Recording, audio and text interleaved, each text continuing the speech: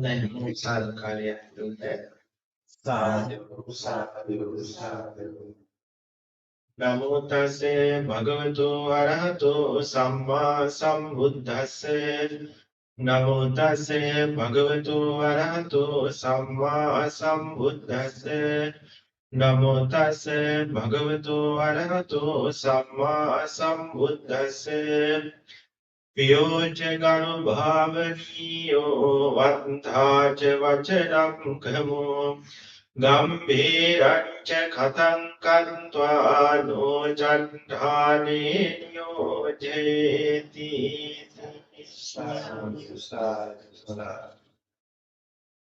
සද්ධාවන්ත කාර්මික ගුණගරුක පින්වත්නි අද මේ සමත විපස්සනා භාවනා මාර්ගය පිළිබඳ කෙරෙන සදහම් කතිකාවතේ තවත් දහම් කතිකාවතකට තමයි අපි හැමෝම මේ සම්බන්ධ වෙන්නේ අපේ ඩුබායි ලංකාරාම භාවනා මධ්‍යස්ථානාධිපති අතිපූජනීය මිරහවන්තේ පඤ්ඤාසිරි අපේ ලොකු ස්වාමින් වහන්සේ වරක් ප්‍රමුඛ සෙනසුනේ වැඩ ඉන්න ස්වාමින් වහන්සේ ඇතුළු මහා සංඝරත්නයන් අවසර ලෞතර සම්මා සම්බුදුරජාණන් වහන්සේගේ නිවන් මඟ ගුණපිළිවෙල පුරනකොට අපි හැමදෙනාටම අවශ්‍ය වෙන භාවනා මාර්ගයන් පිළිබඳ කරුණු කීපයක් තමයි අද අපි සාකච්ඡා කරන්න හදන්නේ. අපි මේ දිනවල සාකච්ඡා කරන්නේ බුදු ගුණ මෙනෙහි කරන බුද්ධානුස්සති භාවනාව. බුද්ධානුස්සති භාවනාව පිළිබඳ සැකෙල්ලක් මම ගිය වැඩසටහනේදී අපේ පින්වතුන්ට මතක් කරලා දුන්නා. එතකොට මේ බුද්ධානුස්සති භාවනාව වේවා මෛත්‍රී අසුභ මරණ සති කියන මේ සතර කමඨහන් වලින් භාවනාවක් වේවා විදර්ශනා භාවනාවක් වේවා මේ මොන භාවනා ක්‍රමයක් ප්‍රගුණ කළත් පුරුදු පුහුණු කළත් අපි හැමෝම දැනගෙන ඉන්න ඕනේ කාරණා ටිකක් තියෙනවා. ඒ ටික තමයි අද අපි සාකච්ඡා කරන්නේ. විශේෂයෙන්ම මේ කමඨහන් පිළිබඳව ඒ කමඨහන් දෙන කල්යාණ මිත්‍රයා පිළිබඳව අද විශේෂයෙන් අපි අවධානය යොමු කරනවා.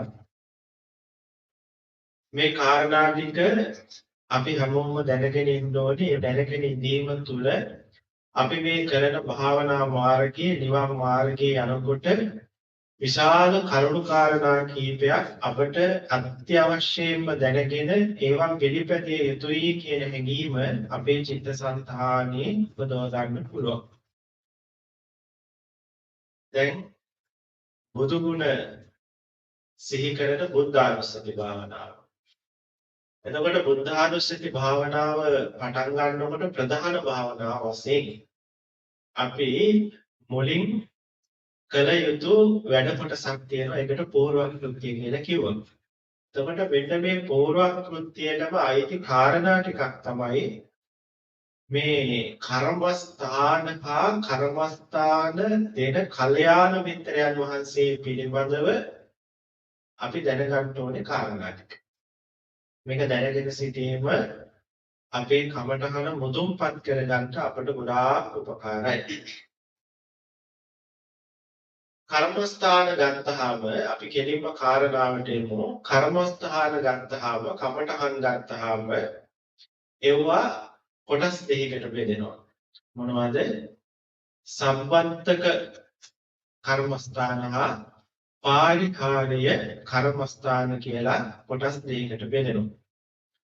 එතකොට සම්බන්තක කර්මස්ථාන කියලා කියන්නේ හැම තැනම වැඩි යුතු කමඨහන් වලට. පාරිහාර්ය කර්මස්ථාන කියලා කියන්නේ අපි ප්‍රධාන වශයෙන් අරගෙන නියම වශයෙන් අරගෙන කෙලින්ම විදර්ශනා භාවනාවට උපනිශ්‍රය පිණිස පුරුදු පුහුණු කරන කමඨහන. එතකොට දැන් අපි විදර්ශනා භාවනාව වඩනවා නම් ඔයාලට ප්‍රශ්න එනවා නම් අහන්න පුළුවන්. විදර්ශනා භාවනාව වඩනවා නම් එහෙම නැත්නම් ආනාපානසති භාවනාව වගේ සමත භාවනාවක් වඩනවට අනුව මෙන්න මේ සතර කමඨහන් කියනවා. මෛත්‍රිය, බුද්ධානුස්සතිය, ඒ වගේම අසුභය මරණය කියන මේ සතර කමඨහන් සම්බන්ධක කර්මස්ථාන වෙනවා. හැබැයි මේ අසුභ සංඥාව මේ අසුභ සංඥාව සමහර ආචාර්යවරු කියනවා සම්බන්ධක කර්මස්ථානයක් නෙවෙයි මේක පාරිහාරීය කර්මස්ථානයක් කියලා. නමුත් සමස්තයක් වශයෙන් පිළිගැනීම තමයි අසුභ කර්මස්ථානයත් විශේෂයෙන්ම සම්බන්ධක කමඨහලක් කියන කාරණාව. ඇයි අසුභ භාවනාවට මේ වගේ ප්‍රශ්නයක් පැන නැංගේ? මේ අසුභ භාවනාව කෙලින්ම දැන් මෙතන මේ අසුභ භාවනාව කියලා කියන්නේ කායගත සති භාවනාවට. කායගත සති භාවනාවයි අසුභ භාවනාවයි කියන දෙක දන්නවද? දැන් අර මල මිනියක් අරගෙන ඉස්සරෝව මල මිනිය පළවෙනි දවස. උද්දුමාතක ළඟට විනීලක විපුප්පක මේ ආදී අසුභ 10ක් තියෙනවා. අහලා ඉතින් නේද? ඔය සතිපට්ඨාන සූත්‍රයේ එහෙම අසුභ භාවනාවේදී තියෙනවා. ඒක එක අසුභයක්. එක අසුභ භාවනාවක්. ඊළඟට කායගත සති භාවනාව කියලා එකක් තියෙනවා. අපේ මහත්තුරු බෑනියෝ දන්නවා. කේසා, ලෝමා, නඛා දන්ත, කෙස්, ලොම්, නිය දන් සම්මස්නහර ඇට මිදුළු වපුගඩු ආදී වශයෙන් යනකොට එන කුණප 32ක් තියෙනවා මේ ශරීරේ. මේ ජීවත් වෙලා ඉන්න ශරීරයක තියෙන අසුභය සිහිපත් කිරීම කායගත සතිය. මරණු ශරීරයක අසුභය සිහිපත් කිරීම තමයි දස අසුභ වලට ඇතුළත් වෙන්නේ. එතකොට මේ සතර කමඨහන් වලට ඔය කමඨහන් දෙකම කැමතිනම් ගන්න පුළුවන්. අසුභය මෙනෙහි කරන්න කියනකොට දැන් අපි අහලා තියෙනවානේ මෛත්‍රී බුද්ධානුස්සති මරණයට අමතරව සතර කමඨහන් වලට අසුභ භාවනාව කියන එකක් තියෙනවා කියලා. එතකොට මේ අසුභ භාවනාවේදී ඔය භාවනා දෙකම ගන්න පුළුවන්. හැබැයි අපි යම් හේකින් අර දසාසුභ භාවනාව ගත්තොත් දසාසුභ ගත්තොත් විනීලක විපකාදී වශයෙන් තියෙන දසාසුභ ගත්තොත් ඒවා මේ යනකොට එනකොට කනකොට බොනකොට හැමතැනම පරිහරණය කරන්න බෑ. සාමාන්‍යයෙන් එහෙම හැමතැනම පරිහරණය කරන්න ගියාම ප්‍රායෝගික ප්‍රශ්න ගැටලු මතුවෙනවා. ඒ කියන්නේ හැම වෙලාවෙම මලමිනියක එක එක ස්වභාවයක්. ඉදමුණු මලමිනියක් ඊළඟට ඕජස් ගලන මලමිනියක්, පණුව ගැවසිච්ච මලමිනියක්, බලු කැඩහිලම් කාපු මලමිනියක්, ඊළඟට නහර වැල් එව්වහම තුවාල වෙලා මස් පුණු වෙලා ගියපු මලමිනියක්. මේ ආදි වශයෙන් මේ මොකක් හරි අසුබ අරමුණක් අරගෙන ඒ අරමුණ නිතරම පාරිහාරයේ කමටහනක් වත් සම්බන්ධ කමටහනක් වශයෙන් හැමතැනම වඩන්න ගියොත් ප්‍රායෝගික ගැටලු වෙනවා. දැන් උදාහරණයක් හැටියට ආහාර ගන්න වෙලාව. ආහාර ගන්න වෙලාවෙදී ඔය භාවනා අරමුණේ සිත පිහිටව ගත්තොත් සමහර කෙනෙකුට ආහාර අප්‍රිය වෙන්න පුළුවන්. ඉතින් මෙන්න මේ විදිහට ඊළඟට රාත්‍රී කාලයේ ඔය අසුබ අරමුණ වඩනකොට සමහර වෙලාවට බය ලොකු දෙහැඟැන්වීම වෙන්න පුළුවන්. පාරම මලමිනියක් අර භාවනා අරමුණ හොඳට වැඩුණාම S2 පියාගත්තත් S2 අරගෙන හිටියත් හොඳට භාවනා අරමුණ අර මලමිනිය එක ස්වභාවයක් අපි ගත්තොත් ඒ ස්වභාවය S2 ඉස්සරහ බැවිලා නිතරම පේන්න පටන් ගන්නවා. එතකොට මේක නිතර පරිහරණය කරන්න ගියොත් ප්‍රශ්නයක් වෙනවා. ප්‍රායෝගික ගැටලු නිසා තමයි ওই ආචාර්යවරු මේ අසුභ භාවනාව සම්බන්ධක කමඨහනක් වශයෙන් පිළිගන්නේ නැත්තේ. ඒ නිසා මේ සතර කමඨහන් වලට බොහෝ සෙයින් අපි උගන්වන්නේ කායගත සතිය. ඒකිනොත් තච්ච පංචක කර්මස්ථානයි. තච්ච පංචක කර්මස්ථානය කියන්නේ කේසා ලෝමා නඛා දන්තා තච්ච. කියන මෙන්න මේ පහ. මේකට කියනවා තච්ච පංචක කර්මස්ථානය. තච්චෝ කියන එක පස්වෙනි කොට ඇති කරුණු පහක් තියෙන කර්මස්ථානය. ඔය ස්වාමීන් වහන්සේලා මහාන කරනකොට පුරගේදි කියලා දෙන්නේ ඔය කමඨාන තමයි. කෙස් බානකොට කෙස් රොදක් අතට දීලා ඔය කෙස් ගහේ වර්ණය අනුව කෙස් ගහ පිළිකුල්. කෙස් ගහේ තියෙන පාට ලස්සන පාටක් නෙවෙයි. හරි පිළිකුල් පාටක් තියෙන්නේ. කවුරුවත් ඔය පාටට කැමති නෑ. කෙස් ගහේ තියෙන පාට ගෙදරක ගන්න ඇඳුම කඳින්න කැමතිද නැහැ. ඕක අපි ප්‍රිය කරන පාටක් නෙවෙයි කෙස් ගහේ තියෙන්නේ. ඒ නිසා පාට වශයෙන් ඕක පිළිකුල්. ඊළඟට ඕක බොහෝම දේශරවි වලින් ගැවසිච්ච තෙල් හමක් උඩ තමයි ඕක පිහිටලා තියෙන්නේ. එතකොට මේක ඇසුරු කරගෙන තියෙන තැන වශයෙන් පිළිකුල්. මේක හැදිලා තියෙන්නේ කුණප වලින්. ඒ නිසා මේක පිළිකුල්. ඉතින් මේ විදිහට මේ කෙස් ගහේ පිළිකුල කියලා දෙනවා. ඊළඟට ලොම් ගහේ පිළිකුල කියලා දෙනවා. ලොම් වල තියෙන පිළිකුල. ඊළඟට දත් වල තියෙන පිළිකුල. දත් ටිකක් අතට ගලවලා දුන්නොත් ඒක මේ සිප ගන්න සංස ගන්න පුළුවන්කමක් නැහැ ගලවලා දත් දෙක තුනක් අතට දුන්නොත්. ඒක අප්‍රියයි. ප්‍රියමනාප නැහැ. ඊළඟට නියපොතු ටිකක් ගලවලා ලේ වැగిරෙන ගමන් අතට දුන්නොත් ඒක අතේ තියාගෙන ඉන්න අප්‍රියයි. ඒක ප්‍රියමනාප නැහැ. එතකොට මේ කුණප වෙන වෙනම ගත්තාම මේවා ඔක්කොම අප්‍රියයි අසුබයි. අපිට ප්‍රියක් උපදින්නේ නැහැ පිළිකුල්. ඒ නිසා මෙන්න මේ කාරණා පහේ පිළිකුල කියලා දෙනකොට සසර පිරෝපාරමිතා තිබ්බොත් ඒ ස්වාමීන් වහන්සේලා උරගේදිම රහත් වෙනවා. දැන් අපට බුදුදහම ලැබුණු උතුමන් වහන්සේ කවුද? අනුබුදු මිහිඳු මහරහතන් වහන්සේ. මිහිඳු මහරහතන් වහන්සේ කෙස් බානකොටමයි ඒ උතුමන් වහන්සේට මාර්ගඵල ලබන්න පුළුවන්. මොකද උන්වහන්සේලා සංසාරේ වැඩෝ පාරමිතා තිබ්බයි. මේ කමඨහන් සසර පුරුදු කරලා තිබ්බා. එනිසා මේ අසුභ භාවනාවට අපි සම්බන්ධක කමඨහනට ඇතුළත් කරන්නේ ඔන්න ඔය කායගත සතිය. ඒකත් පොඩ්ඩක් මතක තියාගන්න. නිතරම සතර ඉරියව්වේ අසුභ භාවනාව පුරුදු පුහුණු කරන්න යනකොට අන්න අර දස අසුභයන් මෙනෙහි කරන්න යන්න එපා. ඒ දස අසුභයන් පාරිහාරීය කමඨහනට ප්‍රධාන කමඨහනට තියාගන්න. එතකොට කර්මස්ථාන ගන්න යෝගාවචරයා ඉස්සරෝම මෙන්න මේ කියන සම්බන්ධක කර්මස්ථාන වඩන ආකාරය පතුරන ආකාරය දැනගෙන ඉන්න ඕනේ මේ බුද්ධානුස්සති භාවනාවක පළමුවට. එක එක භාවනාවක් තම තමන්ගේ ප්‍රධාන භාවනාව කරගන්නකොට භාවනා ගුරුවරයාගෙන් අහලා දැනගෙන ඔය කියන සතර කමඨහන් තමන්ට සුදුසු කොටස භාවනා කරන්න ඕනේ. ඉස්සර වෙලා ඔය කමඨහන් දෙන ගුරුවරයෙක් නිර්මාණය වෙන්නේ ඉස්සර වෙලාම ගුරුවරයෙක් ඇසුරේ යම් කමඨහනක් අරගෙන භාවනා කරන්න ඕනේ කලක්. එතකොට කලක් භාවනා කරනකොට මේ භාවනාව පිළිබඳ භාවනා මාර්ගය පිළිබඳව යම් හසල දැනුමක් ඇති වෙනවා.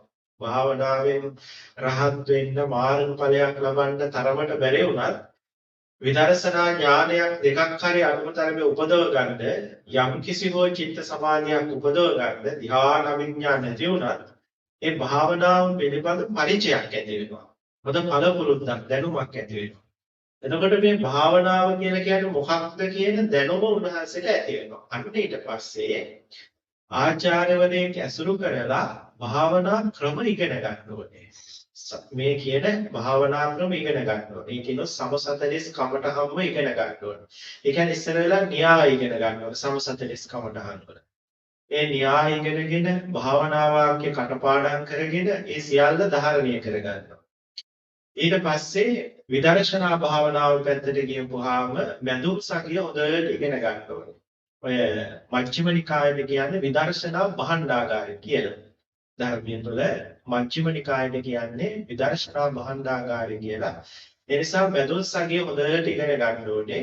විසුද්ධි මාර්ගය හොඳට ඉගෙන ගන්න ඕනේ. ඒ වගේම තමයි සතිපට්ඨාන සූත්‍රයේ විස්තර විවරණ ඇතුව හොඳට ඉගෙන ගන්න ඕනේ. මෙන්න මේ න්‍යාය දහම් කරුණු රාශියක් ඉගෙන ගන්නට පස්සේ ඔය හැම භාවනාවකම ප්‍රායෝගිකව වඩනකොට ඒ භාවනාවේ ප්‍රායෝගික පැත්ත මොකක්ද කියලා ගුරුවරයෙක් ඇසුරු කරගෙන එක එක භාවනා ඉගෙන ගන්නවා. මොකද පොතේ පතේ නැති කොටසක් ගුරුවරයාගෙන් ඉගෙන ගන්න තියෙනවා. එතකොට ගුරුවරයෙක් ඇසුරු කරමින් ඒ එක එක භාවනාවල ප්‍රායෝගික පැති ඉගෙනගෙන දැනුම හදා ගන්න ඕනේ. එහෙම දැනුම හදාගෙන දැනුම පෝෂණය කරගත්තට පස්සේ ඒ කමඨහන් දෙන ගුරුවරයෙක් තව ස්වාමින් වහන්සේලාට ඒ වගේම තව ගිහි පිරිසකට කමඨහන් දෙනකොට එතෙන්ට වෙලා ළඟට ඉඳවලා තියාගන්නවා. තියාගෙන එතකොට අර ස්වාමීන් වහන්සේ යෝගාවචරයන්ගෙන් ප්‍රශ්න අහලා ඒවට දෙන විසඳුම් ඊට පස්සේ උන්වහන්සේ කියලා දෙන භාවනා මෙවුවා ළඟට වෙලා ඉඳගෙන බොහෝ කාලයක් ඉගෙන ගන්න ඕනේ. ගුරුවරයෙක් ළඟට වෙලා ඉඳගෙන භාවනා දෙන ගුරුවරයෙක් එක්ක ළඟ ඉඳගෙන අනිත් අයට ඒ ගුරුවරයා භාවනා දෙන හැටි හොඳට දැන ඉගෙන ගන්න ඕනේ. ඉතින් මෙහෙම හොඳට ඒකක් දැන ඉගෙනගෙන ප්‍රශ්න ගැටළු ආවම ඒව ආපහු ගුරුවරයාත් එක්ක සාකච්ඡා කරලා ඒවා විසඳ ගන්න ඕනේ. ඉතින් මේ සියල්ල විසඳගත්තට පස්සේ තව අපි ඔය දැන් සාමාන්‍ය භාවනා කරන අලුත් පිරිසකට ඊට පස්සේ ගුරුවරයාගේ ඇසුර ඇතුව කමටහන් කියලා දෙනවා. ඒ කියන්නේ ගුරුවරයා ඉන්නවා. ගුරුවරයාගේ අධීක්ෂණය යටතේ අපි තව පිරිසකට අලුත් පිරිසකට කමටහන් දෙන්න ඕනේ. එතකොට අලුත් පිරිසකට කමටහන් දීලා ඒ කට්ටියගේ ප්‍රශ්න වලට අපි ඉගෙනගත්තු දැනගත්තු දේවල් වලින් උත්තර පිළිතුරු සපයමින් මෙහෙම කාලයක් අර ගුරුවරයාගේ අධීක්ෂණයේ යටතේ පුහුණු වෙන්න ඕනේ. එහෙම පුහුණු වුණාට පස්සේ සාමාන්‍ය භාවනා වැඩසටහන ඔය මිනිස්සු 50 60 100 200 සම්බන්ධ වෙන භාවනා වැඩසටහන 20ක් 30ක් විතර කරපුවාම සාමාන්‍ය 10කට විතර කමටහන් දීලා ඉන්නකොට. එතකොට මේ 10කට විතර කමටහන් දුන්නාම මේ කමටහන් දීම සම්බන්ධව ලොකු පරිචයක් පළපුරුද්දක් දැනුමක් ඇති වෙනවා. එතකොට යෝගාවචරයේ මොනවද කියන්නේ? ඊළඟට අර යෝගාවචරයා කියපු දේවල් මේ යෝගාවචරයා එකම භාවනාව ගැන කියපු දේවල් සියල්ල ගුරුවරයා දැනගන්නවා. දැන් මම අපේ පින්වතුන්ට එකම කමටහන කියලා දීලා ඔයාලා වෙන වෙනම අරගෙන ප්‍රශ්න අහනකොට කමටහන් සුද්ධ කරනකොට මේ ඔක්කොම ලබන අත්දැකීම් ටික මට අහන්න ලැබෙනවා. ඒ අහන්න ලැබීම තුළ මේ භාවනාව කරනකොට එක එක පුද්ගලයාට මේ අත්දැකීම් ලැබෙනවා කියන දැනුත් සම්භාරය ගුරුවරයාට ලැබෙනවා. දැන් එහෙම තුන දුනහම ඔය භාවනා මධ්‍යස්ථානවල බොහෝ කාලයක් භාවනා කරන ස්වාමීන් වහන්සේලාත් එක්ක සාකච්ඡා දාලා දෙනවා. එතකොට බොහෝ කාලයක් භාවනා වඩපු භාවනා දියුණු කරගත්තු ඒ ස්වාමීන් වහන්සේලාත් එක්ක ගිහිල්ලා ඔය භාවනා මාර්ග පිළිබඳ සාකච්ඡා කරනවා. එහෙම සාකච්ඡා කළාට පස්සේ භාවනාව සම්බන්ධව ලොකු දැනුම් සම්භාරයක් ලැබෙනවා. අන්න එහෙම දැනුම් සම්භාරයක් ලබා ගන්නතර පස්සේ අර අපි ඉස්සරෝම භාවනා ඉගෙනගත්තු ගුරුවරයා ඊට පස්සේ අහන ප්‍රශ්නවලට අපට පිළිතුරු දෙන්න පුළුවන් වෙන්නත් ඕනේ. ඒ ප්‍රශ්නවලට හරියටම පිළිතුරු දුන්නොත් උන්වහන්සේ කියනවා දැන් තව පිරිසකට කමටහන් කියලා දෙන්න සුදුසුයි. දැන් අපේ අවවාද ශාසන අවශ්‍ය නැහැ. ওই නමට කැමති කෙනෙකුට කමටහන් කියලා දෙන්න පුළුවන්. එතකොට මේ කියන කමඨහන් ගුරුවරේ කල්යාණ මිත්‍රයෙක් මේ නිකම් පතක් පොතක් කියවලා බිහි වෙනවා නෙවෙයි. දැන් දොස්තර කෙනෙක් බිහි වෙනවා වඩා සමහර විට ලොකු කාලයක් අරගෙන තමයි කමඨහන් ගුරුවරේ බිහි වෙන්නේ. එහෙමනේ. එතකොට මේ කල්යාණ මිත්‍රයා කියන කෙනා නැත්නම් කමඨහන් දෙන ගුරුවරයා කියන කෙනා ඔය වාගේ ලොකු දැනුම් සම්භාරයක් තියෙන කෙනෙක්. නැත්නම් ආවට ගියාට මිනිස්සුන්ට කමටහනක් කියලා දෙන්න හොඳ නැහැ. හේතුව ආවට ගියාට බෙහෙතක් දුන්නොත් ඒ මිනිස්සයා එක්කම මැරෙයි උපරිම. එක ජීවිතයක් මැරෙයි. හැබැයි කමටහනක් වරද්දලා කියලා දුන්නොත් ඒ මිනිස්සයාගේ මුළු සංසාර භව ගමනක්ම නැති කරලා දානවා. ඒ මිනිස්සයා සංසාර භව ගමන කරපු ලොකු පිනකට ලබපු මේ සම්බුද්ධ ශාසනේ ලෞතර බුදුරජාණන් වහන්සේගේ මුණ ගැනීම එහෙම් පිටින් නැති කරලා දානවා. ඒ නිසා මේ මිනිස්සුගේ ජීවිතයක් නැති වෙන්න බෙහෙතක් දෙනා ඒ මිනිස්සයා මරලා දානවාට වඩා 100 ගුණයෙන් 10 ගුණයෙන් බරපතල කාරණයක් නොතේරි නොදන්නා විදිහට කමට හදන් දෙන්න ගිහිල්ලා මිනිස්සුගේ සංසාර ගමනක් වැරද්දෙන්නේ. මොකද එහෙම සංසාර ගමනක් වැරදිලා වැරදි දෘෂ්ටි දුෂ්ටාන්ත වල අතරමං වුණොත් කෙනෙක්. ඊට පස්සේ සමහර වෙලාවට තව බොහෝ කාලයකට මේ මිනිස්සයා මහත්ය ගොඩ ගන්න බැරි වෙනවා. බෙහෙතින් ලෙඩක් හදාගත්තොත්. බෙහෙත් බීලා බීලා ලෙඩක් හදාගත්තොත් ඒ මිනිස්සයාට දොස්තරලා කියනවා අතේ කිච්චයි කියලා. මේක බුද්ධ ශාසනයේ තියෙන ඒ වචනේ. බුද්ධ ශාසනයෙන් ලෙඩක් හදාගත්තොත් ඒ පුද්ගලයා අතේ කිච්චයි. අතේ කිච්චයි කියන්නේ එයාට පිළියම් නැහැ. එයාට බෙහෙත් නැහැ. එහෙම බුද්ධ ශාසනයේම වැරදි බෙහෙත් පානය කරලා බුද්ධ ශාසනය තුලම අපි රෝගයක් හදාගත්තොත් සංසාර ගමන විනාශ වෙන විදිහේ එහෙම වුණොත් ආයේ බුද්ධ ශාසනයක් මුණ ගැහුණා ඒ පුද්ගලයා සෝපත් කරන්න බුදුවරයෙකුට පවා සෑහෙන්න වෙහෙසටපත් වෙන්න සිද්ධ වෙනවා. ඇයි වැරදි මාර්ගයක් බුදු දහම කියලා පිළි අරගෙන සමත විපස්සනා භාවනා කියලා පිළි අරගෙන බුදුමුමින් වදාළ ධර්මයේ කියලා පිළි අරගෙන පුරුදු පුහුණු කරපු නිසා. ඒ නිසා මේ කමටහන් දෙන ගුරුවරයෙකුට තියෙනවා ලොකු වගකීමක්. වැරැද්දුවොත් උන්වහන්සේට සිද්ධ වෙන පාපේ හිතාගන්න බැරි විදිහේ පාපයක්. ඒ නිසා මේ සාමාන්‍ය ලෙඩෙකුට බෙහෙත් දෙනවට වඩා ලොකු වගකීමක් යමෙකුට භාවනා කමටහනක් කියලා දෙනකොට ඒ ගුරුවරයා සතුව තියෙනවා. ඇති වුණොත් ඉස්සරෝම අපාගත වෙන්නේ ඒ ගුරුවරයා. ඒ වගේම බුදුරජාණන් වහන්සේගේ ශාසනය පිහිටක් නොලබන්නේ ඒ කවදාවත් ආලෝකයක් නොවැටෙන ලෝකාන්තරික නරකවල උපදින්න ඒ ගුරුවරයන්ට හේතු උපකාර වෙනවා. ඒ සත්වයෝ සසරට හෙළන අකුසලයේ. ඒ නිසා මේ කල්යාණ මිත්‍රයා කියන උතුමන් වහන්සේ බිහි වෙන්නට ඔය වාගේ ලොකු වැඩ කොටසක් තියෙනවා. ඒ නිසා තමයි කල්යාණ මිත්‍රයන් වහන්සේ නමක් යම් කමටහනක් කියලා දුන්නාම අපි හැමෝම මේ කමටහන බොහෝම ගෞරවයෙන් පිළි අරගෙන ඒ කමටහන වඩන්න ඕනේ පුරුදු පුහුණු කරන්න ඕනේ. අපි පින්වත්නි මෙතෙන්ටම අදාළ වෙන තා පුංචි කාරණයක් මම මතක් කරන්නම්. මේක මම නැවත නැවතත් මතක් කරනවා. අපි හැමෝම භාවනාවට එනකොට පුංචි දරුවෝ වාගේ වෙන්න ඕනේ. මේ කමටහනක් ගන්නකොට පුංචි දරුවෝ වාගේ වෙන්න ඕනේ. දැන් මම අපේ මහත්තුරුන්ගෙන් හෝ අපේ පින්වතුන්ගෙන් අහුවොත් මේ මල් පෝච්චිය දැක්කහම ඔයාලට ප්‍රශ්නයක් එනවද කියලා. සාමාන්‍ය ධර්මීය දැනුමක් නැති කෙනෙකුට මේ මල් පෝච්චිය දැක්කහම ප්‍රශ්නයක් නැහැ. ප්‍රශ්නයක් නැත්තේ මේ මොකක්ද කියලා දන්නව නිසා.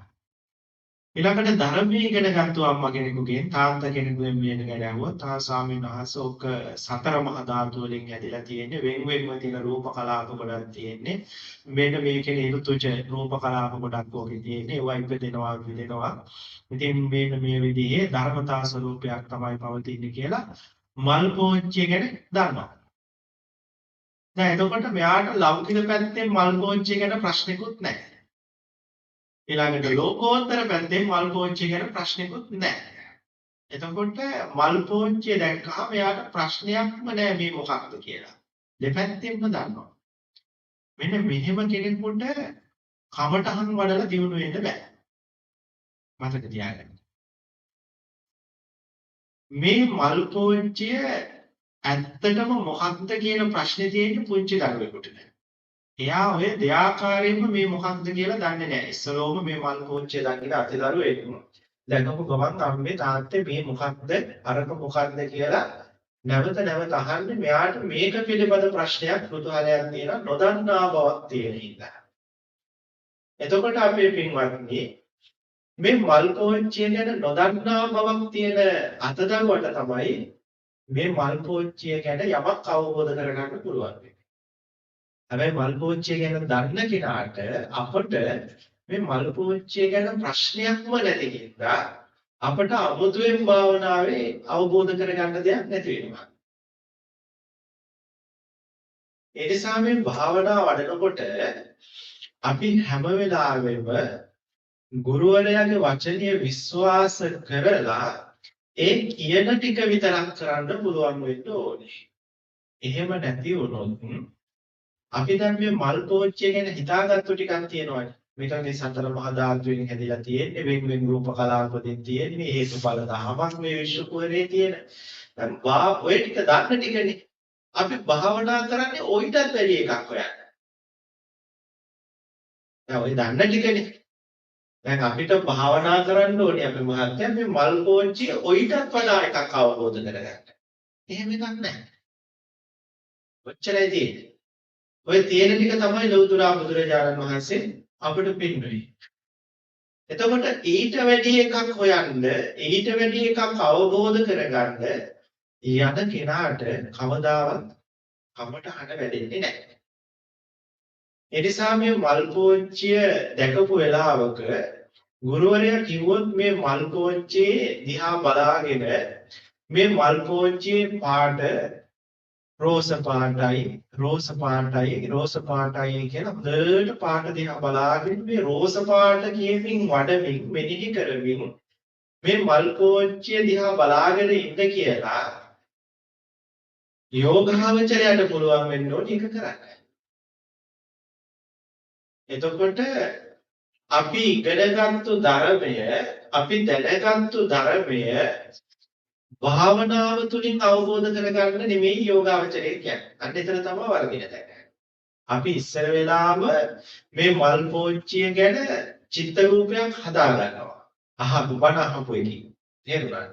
එතකොට මේ අහපු ධර්මය භාවනාව තුළින් අවබෝධ කරගන්න ගියොත් අපිට වැඩේ වර්ධිනවා. භාවනාව තුළින් ධර්මය අවබෝධ කරගන්නයි අපි යන්නේ. එහෙමයි. ඒ නිසා භාවනාවට එනකොට මොනතරම් ත්‍රිපිටක ධාරී වුණත් මොනතරම් ධර්ම දැනුවත් දීපත් ඒ සියල්ලම පැත්තකින් තියලා දන්නා බව පැත්තකින් තියලා සත්‍ය වෙරිදි සාමණේර කමඨහන් ගුරුවරයෙක් ගාව හරි කමන්නේ දැනගහලා වැදලා උන්වහන්සේගෙන් කමඨහනක් ඉල්ලගෙන උන්වහන්සේ කිව්වොත් මෙන්න මෙහෙම අඩිය උස්සලා අඩිය මෙහෙම සිහියෙන් තියන්න කියලා ඒ උන්වහන්සේ කියපු කමඨහනයි වඩන්න ඕනේ. අර දන්නා බව සියල්ල පැත්තකින් තියන්න ඕනේ. නිසා අපි ඉස්සර වෙලා හිතෙන් හදාගත්තු දෙයක් භාවනාව තුළින් හොයන්න යන්න එපා කවදාවත්. එහෙම වුණොත් කවදාවත් අපිට මේ භාවනාව වැඩෙන්නේ නැහැ. දැන් ගොඩාක් වෙලාවට තායිලන්තේ බුරුමේ ඉන්න ගොඩාක් මිනිස්සු දන් දෙන්න දන්න. ඒ මිනිස්සු ගාව ලොකු දහම් දැනුමක් නැහැ. අපේ සිංහල මිනිස්සු ගාව වගේ ලොකු දහම් දැනුමක් නැහැ මිනිස්සු ගාව. ඒ නිසා තමයි මේ මිනිස්සු ස්වාමින් වහන්සේලාට බොහෝම ගෞරවයෙන් පාරේ පවා දැන ගහලා වදින්නේ. අපේ මිනිස්සු එහෙම නෙවෙයි. අපේ මිනිස්සු ගාව ලොකු දහම් දැනුමක් තියෙනවා. ඒ දහම් දැනුමත් එක්ක අපේ කට්ටිය හදන්නේ ස්වාමීන් වහන්සේලාගේ අනුපාඩුව යන්න නැත්නම් ස්වාමීන් වහන්සේලාට ධර්මයේ කියලා දෙන්න, කියලා ධර්ම දේශනාවක අනුපාඩුව යන්න. මෙන්න මේ හේතුව නිසා තමයි සංඝයා කෙරෙහි උනත් බුදුරජාණන් වහන්සේ කෙරෙහි උනත් අපේ මේ ලංකාවේ මිනිස්සුන්ගේ ගෞරවය නැති. තේරුණාද? බුරුමෙක ගිහියෙන් ගිහිල්ලා පොදුසසුනේ මහාන වුණොත් ගොඩක් වෙලාවට යන්නේ භාවනා කරන්න මහාන වෙන්නේ සසුන් ගුණ පුරන්න. ඒ භාවනා පිළිබඳ හොඳ දැනුමක් තියෙන ගුරුවරයෙක් මොකක්ද කියන්නේ කියන දේ ඒ විදිහටම කරනවා. දැන් අපි එහෙම නෙවෙයිනේ. අපි භාවනා කමටහනක් දුන්නාම දැන් මම උදාහරණයක් වශයෙන් කකුල තියලා ඒ කකුල ස්පර්ශය බලලා ඒක ඇතිවීම නැතිවීම බලන්න ඉගෙනුවාම එතකොට ඕකේ වේදනාව කොතනද දැනෙන්නේ? ඊළඟට උතන වේදනාව අනිත් උතනින් කොහොමද චතුරාර්ය සත්‍ය අවබෝධ වෙන්නේ? දැන් මේ ප්‍රශ්න අපිට තියෙනවා. උතනින් කොහොමද භවය නැති කරගන්නේ? කියන ප්‍රශ්න අපිට එනවා. ඉතින් මෙන්න මේ ප්‍රශ්න අපිට එනවාම කියලා කියන්නේ අපි මේ කමටහන හරියටම පුරුදු පුහුණු කරන්නේ නැහැ කියන එක. ඒ නිසා අපි හොඳට කමටහන් ගුරුවරු වගේම හැමෝම අත්දැකීමෙන් දන්න දෙයක් තමයි යෝගියෙක් ඇවිල්ලා භාවනා අත්දැකීම් කියනකොට පාලි වචනයක් හරි දානවා කියලා කියන්නේ එයා ඒ ඇත්තම භාවනා අත්දැකීම් නෙවෙයි කියන්නේ. අපිට දැනෙන දේවල්, අපිට හැඟෙන දේවල්, අපට පේන දේවල් වලට පාලි වචන නැහැ. භාවනා වඩනකොට යෝගාවචරයේකට දැනෙන, හැඟෙන, අවබෝධ වෙන ස්වභාවයන්ට පාලි වචන නැහැ. ඒ පාලි වචන තිබ්බනම් පසේ බුදු කෙනෙකුට ධර්මයේ දේශනා කරන්න පුළුවන් වෙනවනේ. උන්වහන්සේ අවබෝධ කරපු උන්වහන්සේ භාවනා වඩනකොට දැනෙච්ච හැඟිච්ච දේවල් වචන කරලා උන්වහන්සේට කියන්න පුළුවන් වෙනවනේ. මොකද උන්වහන්සේට අපිට වැඩිය දැනුමක් තියෙනවා. අපිට වැඩිය පාරමී පිරිච්ච කෙනෙක් උන්වහන්සේ. ඒතකොට උන්වහන්සේට එහෙම කියන්න පුළුවන් වෙනවනේ. උන්වහන්සේට එහෙම කියන්න බැරි උන්වහන්සේ ලෞතුරා බුදු කෙනෙකුගේ දහම් පද ඉගෙනගෙන නැති නිසා.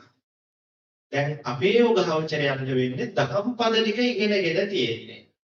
එතකොට තමන්ට ලැබෙන භාවනා අධ්‍යක්ීම් හැම වෙලාවෙම දහම් පදත් එක්ක ගලපනවා.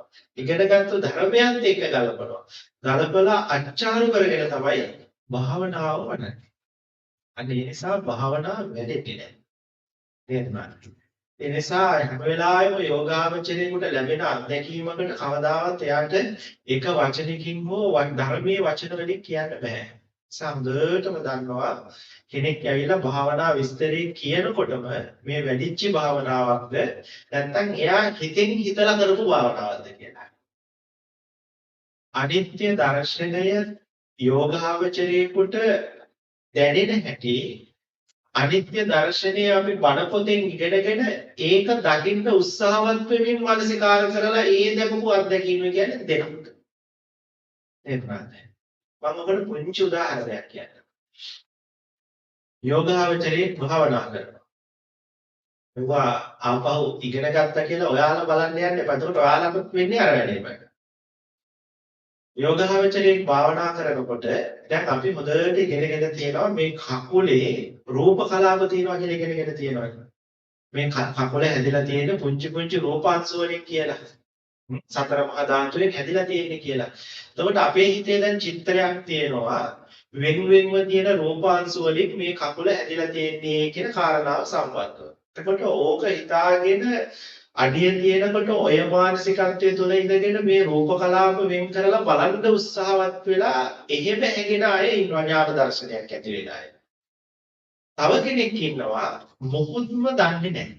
එයා අනිත්‍ය දන්නේත් නැහැ, දුක්ඛ දන්නේත් නැහැ, අනාත්ම දන්නේත් නැහැ, මොකවත් දන්නේ නැහැ. එයා කෙලින්ම එනවා භාවනා දෙන ගුරුවරයෙක් ගාවට. ගුරුවරයෙක් ගාවට ඇවිල්ලා ගුරුවරයා මූලික ධර්ම කාරණා ටික කියලා දීලා ඔහු භාවනාවට යොමු කරනවා. ඊට පස්සේ සක්මන් භාවනාව කියලා දෙනවා යාට. යාට කියනවා අඩියක් උස්සලා අඩියක් සිහියෙන් තියන්න කියලා. එයා ඒක හොඳට කරනවා. කරනකොට ගුරුවරයා ඇවිල්ලා කියනවා මම අඩියක් උස්සලා අඩියක් තියෙන හැබැයි මට කකුල ගෙනියන හැටි දැනෙනවා පාත් කරගෙනවා එහෙම මට දැනෙන්න ගන්නවා කියන වෙලාවට. ඉතින් එහෙම කිව්වට පස්සේ ගුරුවරයා කියනවා හා එහෙමනම් දැන් ඒකට සිහිය යොමු කරන්න. ගුරුවරයා කිව්වේ නැහැ. එයාට ඒක දැනෙන්නේ නැත්තේ. මම මොකුත් දන්නේ නැහැ. සක්මන් භාවනා ගැන දන්නේ නැහැ. බණ මොකුත් අහලා නැති කෙනෙක් මෙයා. අලුත්ම කෙනෙක් අපි කියමු වෙන ආගමකින් ආව භාවනා කරන්න. එහෙම ආව කෙනෙක් මේ. ඊට පස්සේ යාට කියන එහෙනම් අඩිය උස්සන හැටි, ගෙනියන හැටි, තියෙන හැටි එව්ව නෝනින් බලමින් සීයෙන් භාවනා කරන්න කියලා. ඉතින් මෙහෙම භාවනා කරනවා. මෙහෙම භාවනා කරනකොට මෙයාගේ සති සමාධි ප්‍රඥාව හොඳට වැඩෙනකොට මෙයාට දැනෙනවා ගුරුවරයා ගාවට ආපහු ඇවිල්ලා කියනවා මම භාවනා කරගෙන යනකොට පොළවේ අඩිය ස්පර්ශ වෙන එක ඊළඟට පොළවේ අඩිය ස්පර්ශ වෙලා තියෙනකොට තද වෙලා තියෙනවා මේ දේවල් මට දැනෙන්න ගන්නවා කියලා. අර අරගෙම හිත පවත්තන්න බෑ මේවත් මට ඒ අතකින් දැනෙන්න ගන්නවා කියලා. අන්න එතකොට ගුරුවරයා කියනවා හරි එහෙනම් පොළොවට තද වෙනකොට ඒ තද වෙනකොට දැනෙන ස්පර්ශය. ඊළඟ ස්පර්ශය පොළවේ කකුල උස්සනකොට අර කකුලේ හැම බුරුල් වෙන එක. උඩට කකුල ඉස්සෙන ස්වභාවය. මේවා හොඳට දකින්න භාවනා කරන්නේ කියලා. ඊට පස්සේ උන්ට භාවනා තව ක්‍රමයක් ගුරුවරයා කියලා දෙනවා. මේවා ගුරුවරයා කියලා දුන්නවා නෙවෙයි. එයා අත්දැකීමෙන් අවබෝධ කරගන්නවා. මොකක් කරලාද? ගුරුවරයා කියපු කමටහන වඩලා. මෙයා බණ මුකුත් දන්නේ නැහැ. ධර්මයේ මුකුත් දන්නේ නැහැ. ඊට පස්සේ මෙහෙම භාවනා කරගෙන මෙහෙම යනකොට මම දැන් මේ වැඩසටහන ඉදිරියට පාත්තන්න ඕන නිසා කොටසක් ඉක්මවනවා. දවසක මෙයා මෙහෙම භාවනා කරගෙන යනකොට හොඳට සති සමාධිය වැඩෙනකොට හොඳට සීනුවන පිටනකොට මේ කකුල උස්සනකොට නිකන් බර නැති ගතියක් දැනෙනවා මෙයාට. මේක නිකන් හුලම් ගහලා පොම්බලා වගේ දැනෙනවා. බැලුම් බෝලයක් වගේ දැනෙනවා කකුල. ඉතින් මෙහෙම ඉස්සරහට අරන් යනකොට අර ඉස්සර තිබු බර ගතිය කකුලේ නොදැනී යනවා. මෙහෙම සක්මන් කරන එකපාරම මේ කකුල තියෙනකොටම මේ පුද්ගලයාගේ කකුල හරියට නිකන් පිටි ගෝණියක් පොළවේ ගැහුවා වගේ කකුල එකපාරම සුළු විසුළු වෙලා යනවා. ඉතින් මෙයාට සමහරවිට එකපාරම වැටෙන්න යනවා සම්මනේ බය හිතෙනවා එකපාරම.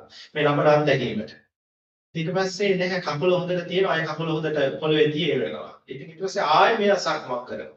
ආයෙ සතියක් විතර සක්මන් කරනකොට ආපහු ඔය අත්දැකීම එනවා. එකපාරම කකුල උස්සලා විමින් තියෙනකොට කකුල විසිරීලා යනවා එකපාරම.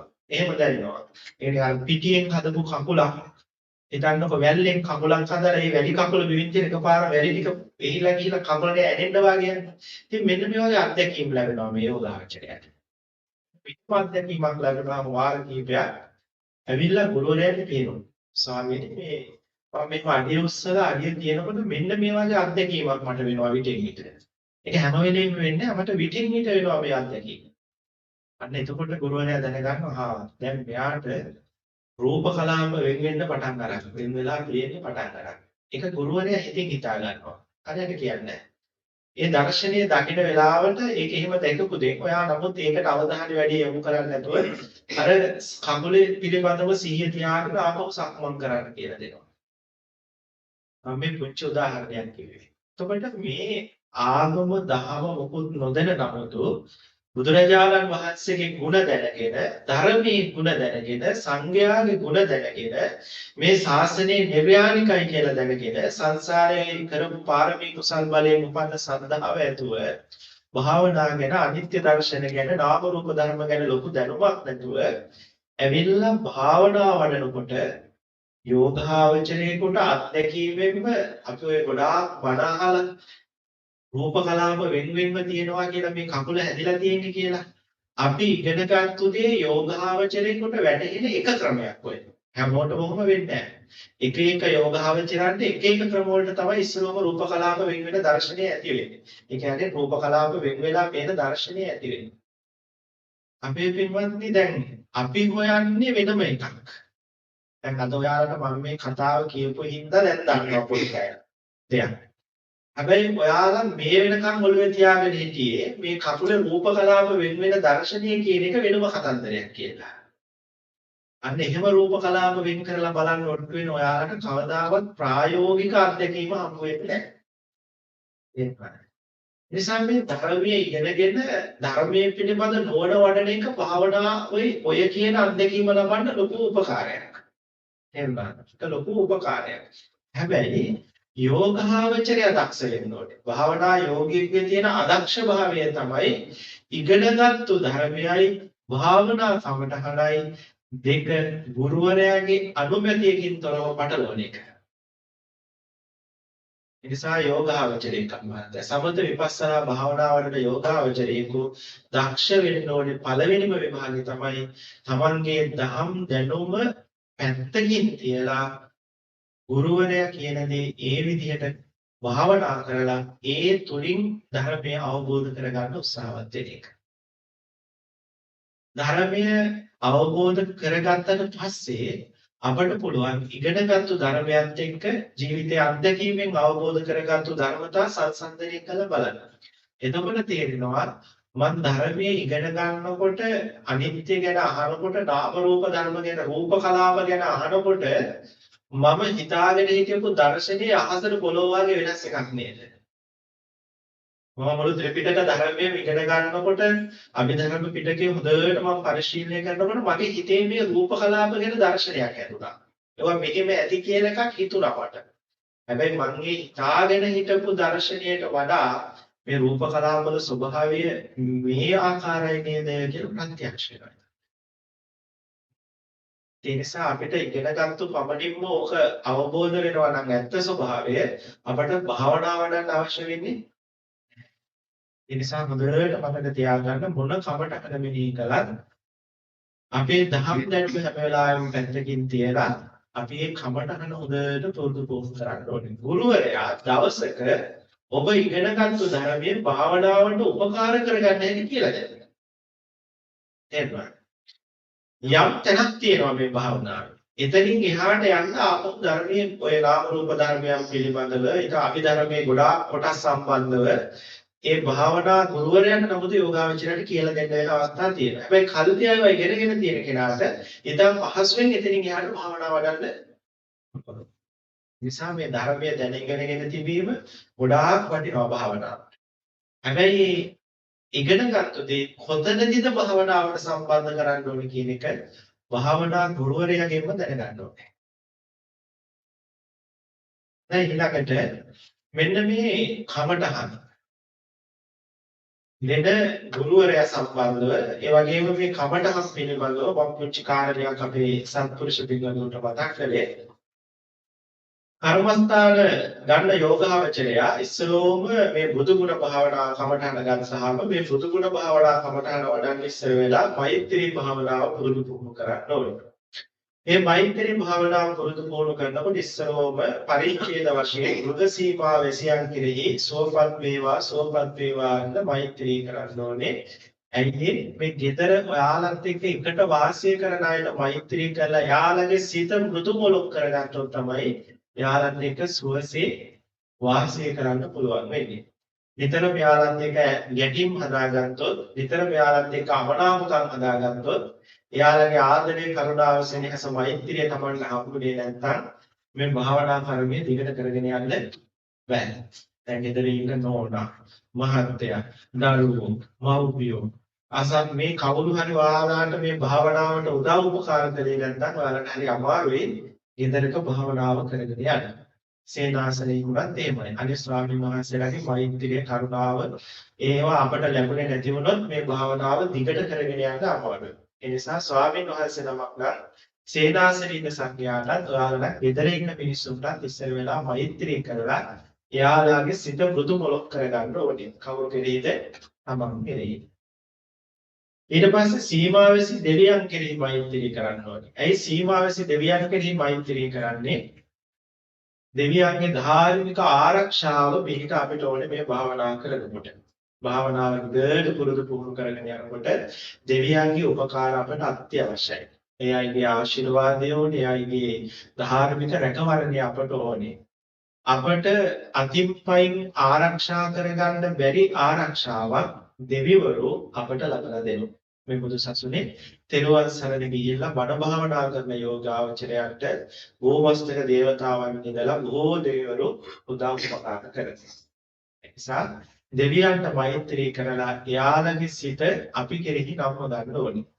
අපට කෙරෙහි මෛත්‍රී කරුණා බුදු මොලොක් සිත යාළගේ හිතවල ඇති කරන්න ඕනේ. ඊට පස්සේ ගොදුරු ගම්වැසි ප්‍රභූන් කෙරෙහි මෛත්‍රී කරන්න ඕනේ. ඇයි ඒ අය කෙරෙහි මෛත්‍රී කරන්නේ? මේ ප්‍රභූන් කියලා කියන්නේ මෙතන මැති, ඇමතිවරු, ඊළඟට පොලිසිය, ග්‍රාම සේවක මේ ආදී වශයෙන් ගමේ ඉන්නවනේ ලොකු චන්දි ලොකු අය. ආන්නේ අය ඉස්සරහ මෛත්‍රී කරන්න ඕනේ. ඒ අයට මෛත්‍රී කළා යාළගේ සිත මෘදු මොලොක් කරගන්න ඕනේ. එහෙම නැති වුණොත් තමන්ගේ පරිස්කාර, තමන්ගේ ගෙදර, දොර, ඉඩකඩම්, වස්තු, ආහාර මේ හැමදේම ආරක්ෂා කරලා දෙනවා. එතකොට ඒ කට්ටිය. يعني යාළුවාට කරදරයක් කරන්නේ නැහැ එතකොට. කවුරු හරි කරදරයක් කරන්න ගියා එයාලට ඉදිරිපත් වෙලා අපේ වස්තුව ආරක්ෂා කරලා දෙන නිසා අපට භාවනාව පහසු වෙනවා. ඊට පස්සේ සීමාවැසියන් කෙරෙහි මෛත්‍රී කරන්න පටන් ගන්න ඕනේ. සාමාන්‍ය ජනයන් කෙරෙහි. ඒ කියන්නේ ගමේ ඉන්න අනිත් සියලු වසල් වාසීන් කෙරෙහි මෛත්‍රී කරනකොට එතකොට එයාලගේ ප්‍රශ්නයක් නැතුව අපට භාවනාව කරගෙන යන්න පුළුවන්. එයාගේ උදව් උපකාර ලැබෙනවා. භාවනාවට ප්‍රතිපක්ෂ දේවල් ඒ අය ඊට පස්සේ අපට කරන්නේ නැහැ. එයාලගේ සිත් මෘදු මොලොක් වුණා.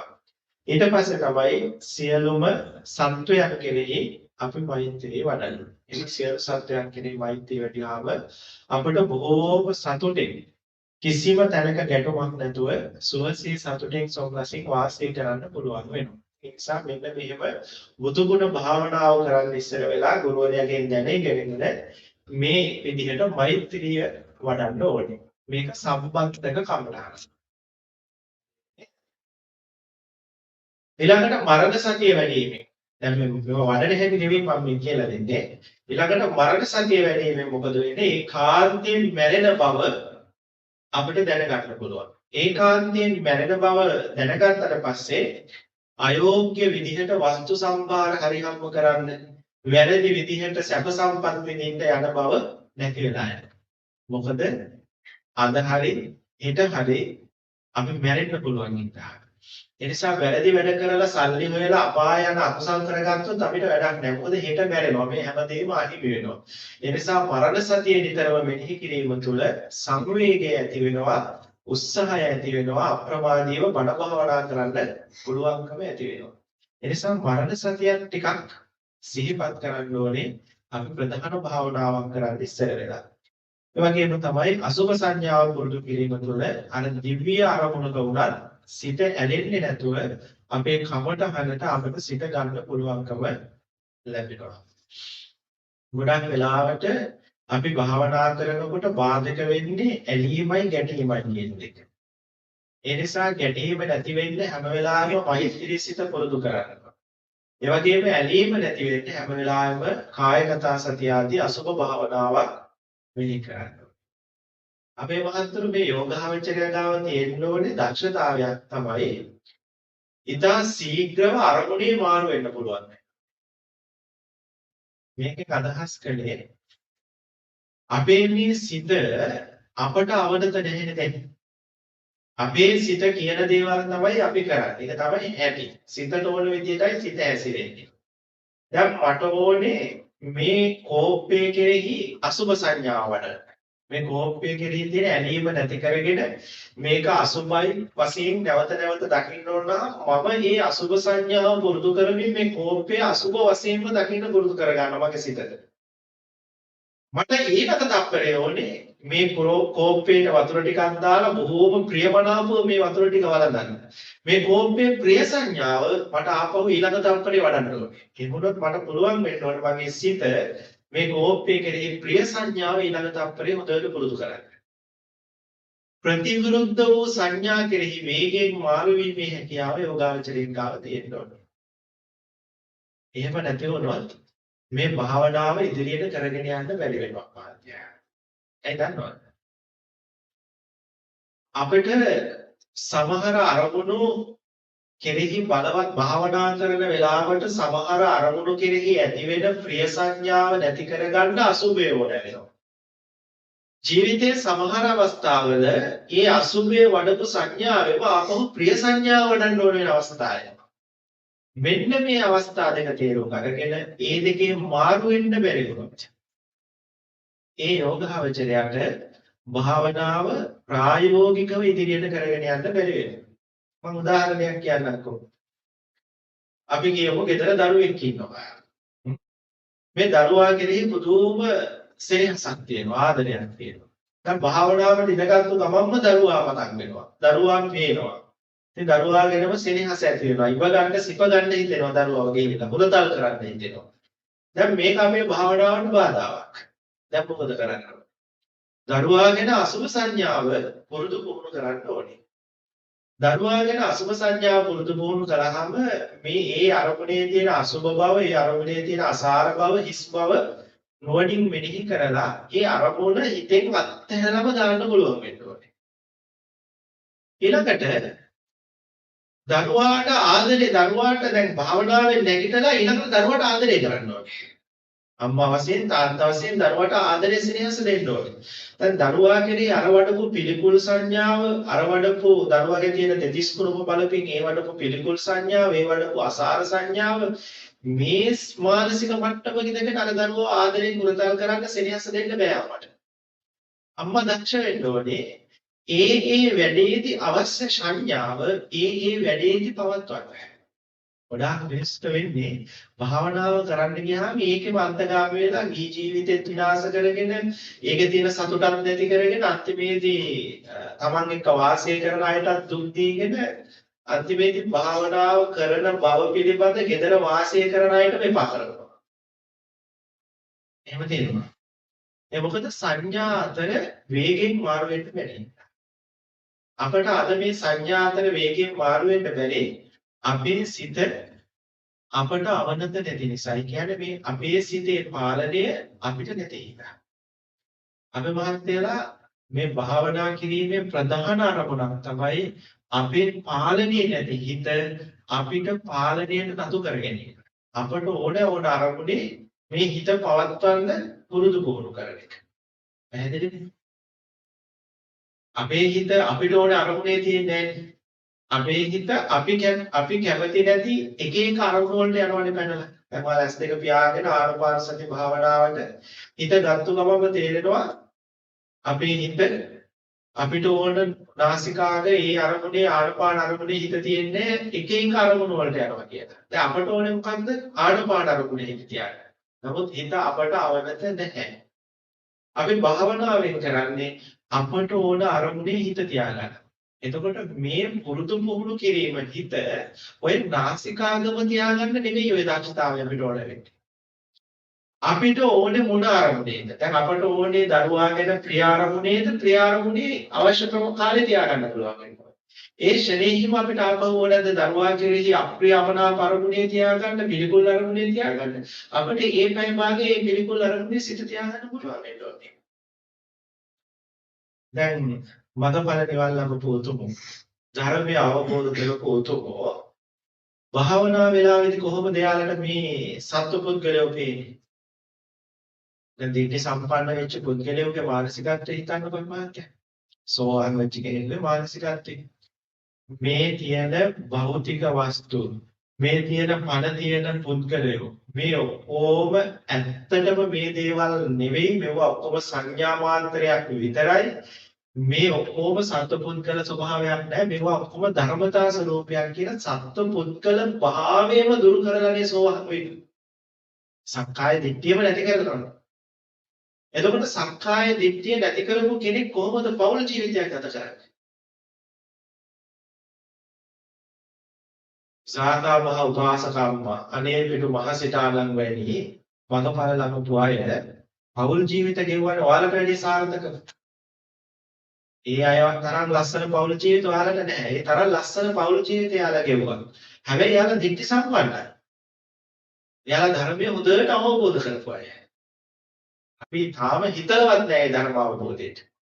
එහෙම හිතලවත් නැති අපි සමහර වෙලාවට මෙන්න මේ හිත අපේ පාලනයේ නැතිකම නිසා භාවනාව තුළ හිත වැඩිලා නැති නිසා අපට පුළුවන්කමක් නැහැ අපට අවශ්‍ය අරමුණේ හිත පවත්වන්න. ඔය භාවනාව භාගයට වැඩිච්ච අය තමයි ඔක්කොම වැඩක් නැහැ කියලා අර කම්මැලිකමට හිත නැමෙන්නේ. රස්සාවක් කරන්න හිතෙන්නේ නැහැ. හරි හම්බ කරන්න හිතෙන්නේ නැහැ. ඊළඟට දරුවෝ ගැන ප්‍රියකුත් නැහැ. විරිද ස්වාමියා ගැන ප්‍රියකුත් නැහැ. ඉතින් ඔහේ පන්සලකට එක්ක ඇවිල්ලා ඉන්න හිතෙනවා. නැත්තම් කම්මැලි හිතෙනවා. මොකුත් කරන්න හිතෙන්නේ නැහැ. ඒ වගේ කිසිම අර්ථ ශූන්‍ය බවක් පේනවා. නිකන් එහෙම නිකන් අර එපා වෙච්ච බවක් ඇති වෙනවා. එතකොට ඒ බව අපේ මනසට එන්නේ මේ භාවනාව තුළ හොඳට හිත නොවැදෙච්ච නිසා. බලන්නකෝ වාගෙන කරාටි ඉගෙන ගත්තාම මොකද වෙන්නේ? දකින්න කෙනාට ගහන්න යනවද? නිතරම වලි දා ගන්නවා. හැබැයි ඕක හොඳටම ඉගෙන ගන්නු කෙනා. ගැහුවල් දිවසගෙන ඉන්නවනේ. ඒ යම්කිසි ශිල්පයක් හොඳට දන්න කෙනා නිශ්චලයි. ඒ වගේ මේ භාවනා වඩලා මේ සිත හොඳට පුරුදු කරපු කෙනා. මේ සිත වඩපු කෙනා. මේ සිත එක අරමුණක බොහෝ වෙලා තියාගන්න තමන්ට ඕන අරමුණක තියාගන්න පුළුවන් වෙච්ච කෙනා අපේ පින්වත්නි හරිම ලස්සනයි. එයා මොන වැඩේ දුන්නත්. එයාට අතුගානික දුන්නොත් අතුගානික උපරිමයෙන් ලස්සන කරනවා. එයාට ඒ අරමුණේ හිත පවත්වන්න පුළුවන්. එයාට උයන්න දුන්නොත් උයන එක ලස්සනට කරනවා. උපරිමයෙන්ම කරනවා. සක්කච්ඡාකාරීව කරනවා. ඒක එයා උපරිමයෙන්ම කරනවා. මොකද එයාට ඒ අරමුණේ හොඳට හිත පවත්වන්න පුළුවන්. ඒ වගේම තමයි ජීවිත ගමනේ මොනවා හරි අරමුණක් ඕන වුණොත් එයාට ඒ අරමුණ එයාට හැම වෙලාවෙම ඥානයක් තියෙනවා. ඥානයක් තිබ්බත් එයා හැම වෙලාවෙම ඒ අරමුණත් එක්ක කටයුතු කරනවා. දැන් මම ඒකට පොඩි උදාහරණයක් කියන්නම්. පුංචි දරුවොත් එක්ක සෙල්ලම් කරලා තියෙනවා. පුංචි ළමයි එක්ක පුංචි කාලේ ඔයාලගේම දරුවොත් එක්ක ඒ සෙල්ලම් කරනකොට ඔයාලා වාහනේ නේද නැද්ද? සෙල්ලම් කාම පොඩි උගෙක් ඊළඟට බෝඩින් කොනනවලා නැද්ද? බෝඩින් කන කවුවලා නැද්ද? ඔයාලා පුංචි කාලේ ගැන නෙවෙයි මම අහන්නේ. ඔයාලගේ පුංචි දරුවෝ නලවන වෙලාවට බෝඩින් කන කවුවලා තියෙනවනේ. නාවලා තියෙනවනේ. ඒ වෙලාවේ නිකමොට හරි හිතුණාද මේක මේ පණ නැති එකක් මේ ප්ලාස්ටික් කෑල්ලක් මේකට මොකට කවවනවද මේක මොකට නාවවනවද කියලා හිතුණාද නැත්නම් ඒ දරුවත් එක්ක ඔයාලා උපරිම ආස්වාදයක් වින්දද පණ නැති බෝනික්කට කවවලා අර චුට්ටි දරුවත් එක්ක පණ නැති බෝනික්කව නලවලා හුරතල් කරලා එයාව නිදි කරවලා ඒ බෝනික්කව තොපිල්ලේ දාලා නලව කවි කිය පුංචි දරුවත් එක්ක ඔයාලා අප්‍රමාණ වූ සතුටක් ලැබුවේ නැද්ද ඇත්තම දරුවෙක් එක්ක වාගේ ඔයාලට ඒ වෙලාවේ නිකමටවත් හිතුණාද මේක ප්ලාස්ටික් කෑල්ලක් කියලා ඈ හැබැයි ඔයාලා ඔය කියන ප්ලාස්ටික් කෑල්ල වෙනුවෙන් වෙන කැපකිරීමක් කරයිද දැන් ඔයාලගේ දරුවෙකුගේ ජීවිතයට ලඩක් හැදුනොත් ඔයාලා සමහරවිට ඔයාලගේ ඇඟේ කෑල්ලක් හරි කපලා දෙනවා ඒක නැති වුණොත් දරුවා නැති වුණොත් ඔයාලා අඬනවා බෝනික්ක නැති වුණොත් ඔයාලා අඬනවද බෝනික්කගේ අතක් ගැලවිලා අඬනවද ඇයි අඬන්නේ නැත්තේ බෝනික්කෙන් බව දන්නවනේ හැබැයි බෝනික්ක හුරුදා කරන වෙලාවේ මේ සත්වයේ පුද්ගලයේ පුංචි දරුවෙක් කියන මානසික මට්ටමට ඇවිල්ලා උපරිමයෙන් මේ බෝනික්කන්ට එක්ක අර පුංචි දරුවත් එක්ක විනෝදාස්වාදයක් අපි දැන් සමහර ඔයාලගේ දරුවා නලවන වෙලාවේ ලොකු නැති ආස්වාදයක් ඔයාලගේ පුංචි දරුවත් එක්ක බෝනික්ක නලවන වෙලාවේ ආලා ලැබුවා හොඳට කල්පනා කරලා බලන්න ඒ ආස්වාදයේ ලබන වෙලාවේ මේ බෝනික්ක ප්ලාස්ටික් එකක් කියන නෝන වලගාව තිබ්බේ නැද්ද තිබ්බා අනගාවේ මොන තිබ්බා ඒකයි මේ නලවකින් ආස්වාදයේ ලබන වෙලාවෙම අර නලව ඉන්නකොට අත එහාට මෙහාට කරනකොට බෝනික්කගේ අතක් ගැලවිලා අතට આવොත් අර පුංචිවත් දුකක් ඇති වෙන්නේ නැත්තේ පුංචිවත් දුකක් ඇති වෙන්නේ නැත්තේ ටංගාල පොඩි එකාට හොරේ ටංගාල අත ආපහු සවාට අරගෙන හයි කරනවා පුංචිවත් දුකක් ඇති වෙන්නේ නැහැ තේරෙන්නේ නැද්ද මෙතන ලොකු ගැඹුරු දහමක් තියෙනවා මහත්තයා දිට්ඨි සම්පන්න සෝහන් කෙනෙක් විසාකාව උපාසකම් අනේ පිළිසිදුතුමා පෞල් ජීවිත ගත කරනකොට එයාලත් හිතේ අපි පුංචි දරුවත් එක්ක බෝනික්ක නලවද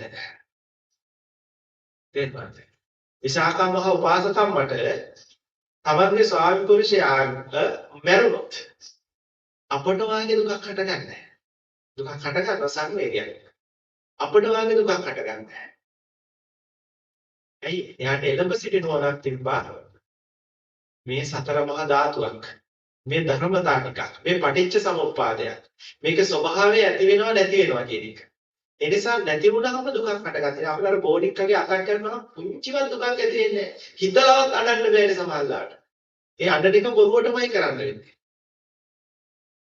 ඒ මොකද බෝඩික්කෙක් බව පණ නැති සත්වයක් බව අපිට නුවණක් තිබ්බ හැම වෙලාවෙම ආශාවන්ද ලැබෙන්නේ නැද්ද?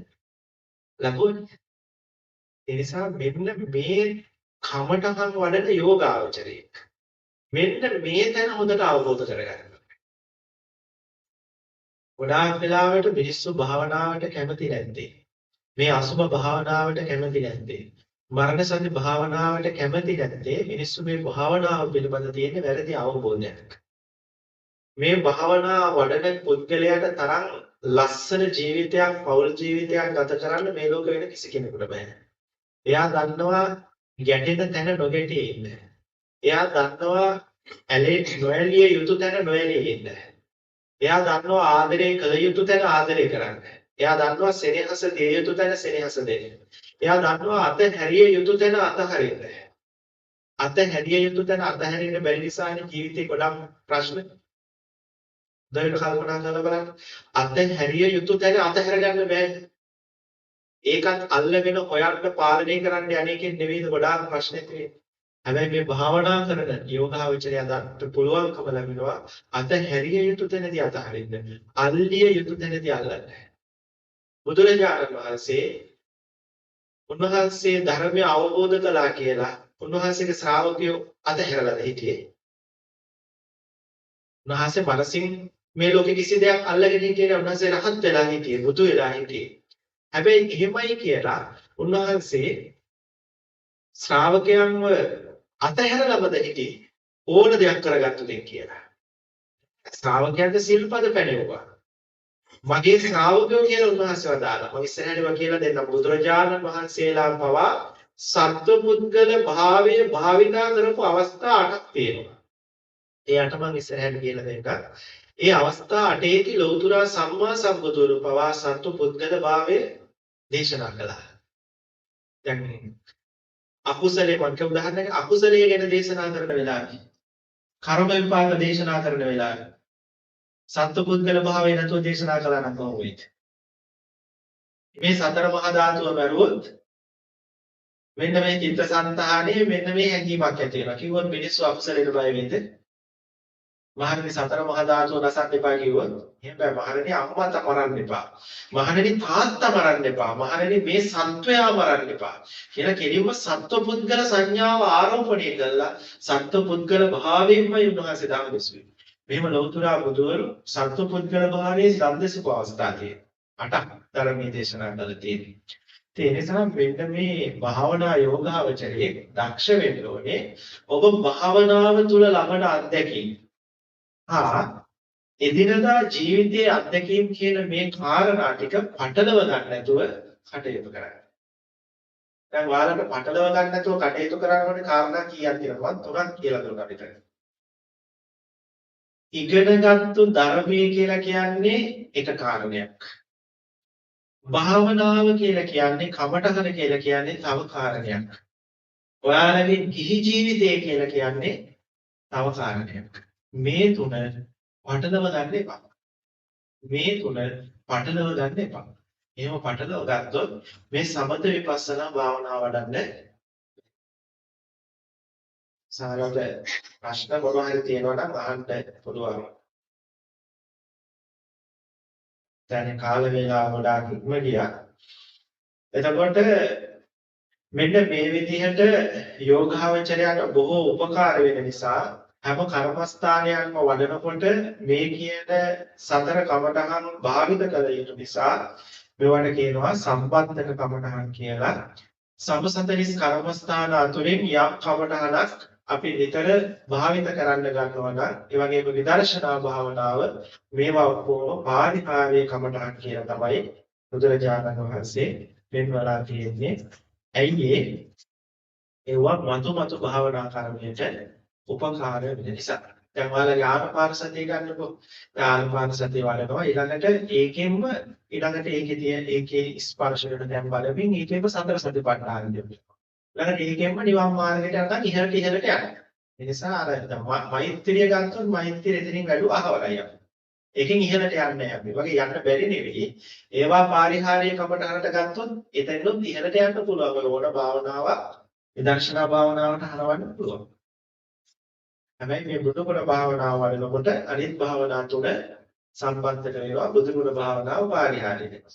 හරියට මිරිස් පාත්‍යයක් දානකොට ඒකේ ගොයම් පැලයක් අටගත්තොත්, තක්කාලි පැලයක් අටගත්තොත් ඒවා ගලවලා අවිසින් කරන්නේ ඒවා වල් පැල හින්දා. මිරිස් වගාවේදී අනිත් භෝග වල් පැල කියන තැනට තමයි වැඩෙන්නේ. එතකොට ගොයම් වගාවක මිරිස් පැලයක් තිබ්බොත් ඒක ගණන් ගන්නේ කුෂ්ඨාමේදී වල් පැලයක් හැටියට. මොකද භෝගයට අදාළ නැති නිසා ඒක වල් පැලයක් වශයෙන් ගලවලා ඉවත් කරන්න ඕනේ. ආත්ම වාගේ අපි යම් කමඨහනක් ප්‍රාරිහාරීය නම් අනිත් කමඨහන් තුන සම්බන්ධ කරනවා මේ සතර කමඨහන් වල. දැන් මොනවා හරි මේ කියපු කාරණා සම්බන්ධව අහන්න තියෙනවා නම් අහන්න පුළුවන්. ඉතින් මේ කියපු කාරණා ටිකෙන් යම් කිසි හෝ දෙයක් ගන්න නැතුව බඩ හරවා කියලා කියන්නේ නිදන් හරවා වගේ වැඩක්. හිටපු ගමන් ඉල්ලක් හම්බ වෙනවා. හිටපු ගමන් වටිනා බැලික් හම්බ වෙනවා. හිටපු ගමන් නොවටිනා ගලුත් හම්බ වෙනවා. ඒකට හාරන්න ගත්ත තැන ඉඳලම බැලික් හම්බ වෙනව නෙවෙයි. කොට ඔය ධර්මයේ ඉගෙන ගන්නකොට ගුරුවරු කියලා දුන්න එකක් මම කියුවේ. දැන් සාමාන්‍යයෙන් අපි සූත්‍ර එහෙම කියන්නේ ගියාම විදිහට එහෙම කියන්නේ ගියාම අර පොඩි කාරණේයි වෙනස් වෙන්නේ එකම ආපහු ඉගෙන ගන්නවා පරිවර්තනය කරන්න වෙනවා. එතකොට දැන් අපිට සමහර වෙලාවට දැන් එපා අලුත් දෙයක් සමහර වෙලාවට දැනගන්න හම් වෙන්නේ අතරතුර. එතකොට අපි ගුරුවරු කියපු දෙයක් තමයි මේ හැම පදයකම වෙන්වෙන්ව අර්ථ තියෙනවා. අද ඔබ පළවෙනි දවසේ එකම පද පළවෙනි දවසේ අහනකොට ඔයාලට අලුත් කාරණා දෙක තුනක් හම්බ වෙනවා. හැබැයි ඒ බණම ආපහු අහනකොට වෙනදා නොතේරිච්ච දේවල් පිළිබඳව ඒ බණේදීම තේරෙන්න පටන් ගන්නවා. ඉස්සර හිතපු නැති පැති ඒ ස්වාමීන් වහන්සේ කියන බණ දේශනාව තුළම එදා බණ අහනකොට අපි හිතපු නැති ඒවා අද තේරෙන්න ගන්නවා. ඒ බණ චුට්ටි හරි මතකයක් තියෙන නිසා එදිනදා ජීවිතයේදී යම් යම් තැන්වලදී මේ කිව්වේ මේකයි නේද කියන නුවණක් ඇති වෙනවා. පස්සේ හතරවෙනි වතාවට මේ බණ අහනකොට අන්න අර නුවණයි දැන් මේ අහන බණ පදේ ගැළපිලා පළවෙනි දවසේ බණ ඇහුවට වඩා හතරවෙනි දවසේ මේ බණ අහනකොට ආයෙ උතට තේරෙනවා අත්දැකීමෙන්. තේරුණාද? ඒ නිසා මේ ධර්මයේ ඉගෙන ගන්නවා කියන්නේ වෙනික් කාරණාවක් වැඩ. දන්න දේවලුත් අහන්න ලැබෙනවා. ඒ අතරදී නොදන්න වටිනා ධර්ම කාරණොත් එකක් දෙකක් අහන්න ලැබෙනවා. ඒ නිසා මේ ධර්මයේ දෙසවල් යොමු කිරීම ගොඩාක් වටිනවා. මොන හරි දැනගන්න තියෙනවද මේ කියපු කාරණා? ස්වාමීන් වහන්සේ සමසරයි. විපාවනාව පාරිහාරීය කර්මස්ථාන විදිහට කර ස්වාමීන් වහන්සේ පළාත් වශයෙන් මෛත්‍රී පතුරවන එකද කරන්න ඕනේ. නැත්නම් ස්වාමීන් වහන්සේ දැන් දේශනා කරපු විදිහට නිවසේ ආයත එහෙම පටන් අරගෙන. අපේ සම්බන්ධක කමටහනක් විදිහට මෛත්‍රිය වඩනකොට භාවනාවේ පියවරවල සියල්ල සම්පූර්ණ කරන්න යන්නේ නැහැ. මම මේ කියපු ටික විතරයි කරන්නේ. හැබැයි අපි පාරිහාරීය කමටහනක්, ඒ කියන්නේ ප්‍රධාන කමටහනක් වශයෙන් මෛත්‍රිය අරගෙන වඩනවා නම් මෛත්‍රිය පතුරවනවා නම් එතකොට මෛත්‍රී භාවනාවේ බුදුරජාණන් වහන්සේ පෙන්නපු පියවරවල් ගොඩාක් තියෙනවා. ඒ පියවරවල් වල එකක් තමයි ඔය දස දිශාවන්ට පළාත් වලට ඒ සත්ව මට්ටම් වලට මෛත්‍රිය පතුරවන එක මේ වචනේ ඇතුලේ ලොකු ගැඹුරක් තියෙනවා. මොකද මෛත්‍රී අරමුණ පතුරවන්න බෑ. මෛත්‍රී අරමුණ පතුරවන්න කියොත් එහෙම දැන් අපි සත්‍ය කියන්නේ එක සත්වයන්ගනේ මෛත්‍රී වඩන්නේ. අපි පුතාට මෛත්‍රී වඩනවා නම් මේ මෛත්‍රී අරමුණ කියලා කියන්නේ පුතා. පුතා පතුරවන්න බෑනේ. පතුරවන්නේ කසින. කසින භාවනාව වඩපුවාම කසින අරමුණ අපිට කසිනාලෝකයෙන් පතුරවන්න පුළුවන්. එතකොට ඔන්නේ කසින භාවනාව පතුරවන්න පුළුවන්. තේරුණාද? ඔය ඉස්සරහට මම ওই පතුරවන ක්‍රමයේ පිළිබඳ පතුරවන්න පුළුවන් මොන භාවනාවද පතුරවන්න බැරි මොන භාවනාවද කියලා බුදුරජාණන් වහන්සේගේ ධර්ම දේශනා කරලා තියෙනවා. එතකොට අපි මහත් මෛත්‍රිය කියන එක පතුරවන එකක් නෙමෙයි. එතකොට ඔය දස දිශාවට මෛත්‍රී කරනවා කියලා කියන්නේ දස දිශාවේ ඉන්න සත්වයෝ දස දිශාවේ ඉන්න සත්වයෝ අරමුණට අරගෙන ඒ සත්වයන්ට මෛත්‍රී කරන එකක් කරන්නේ.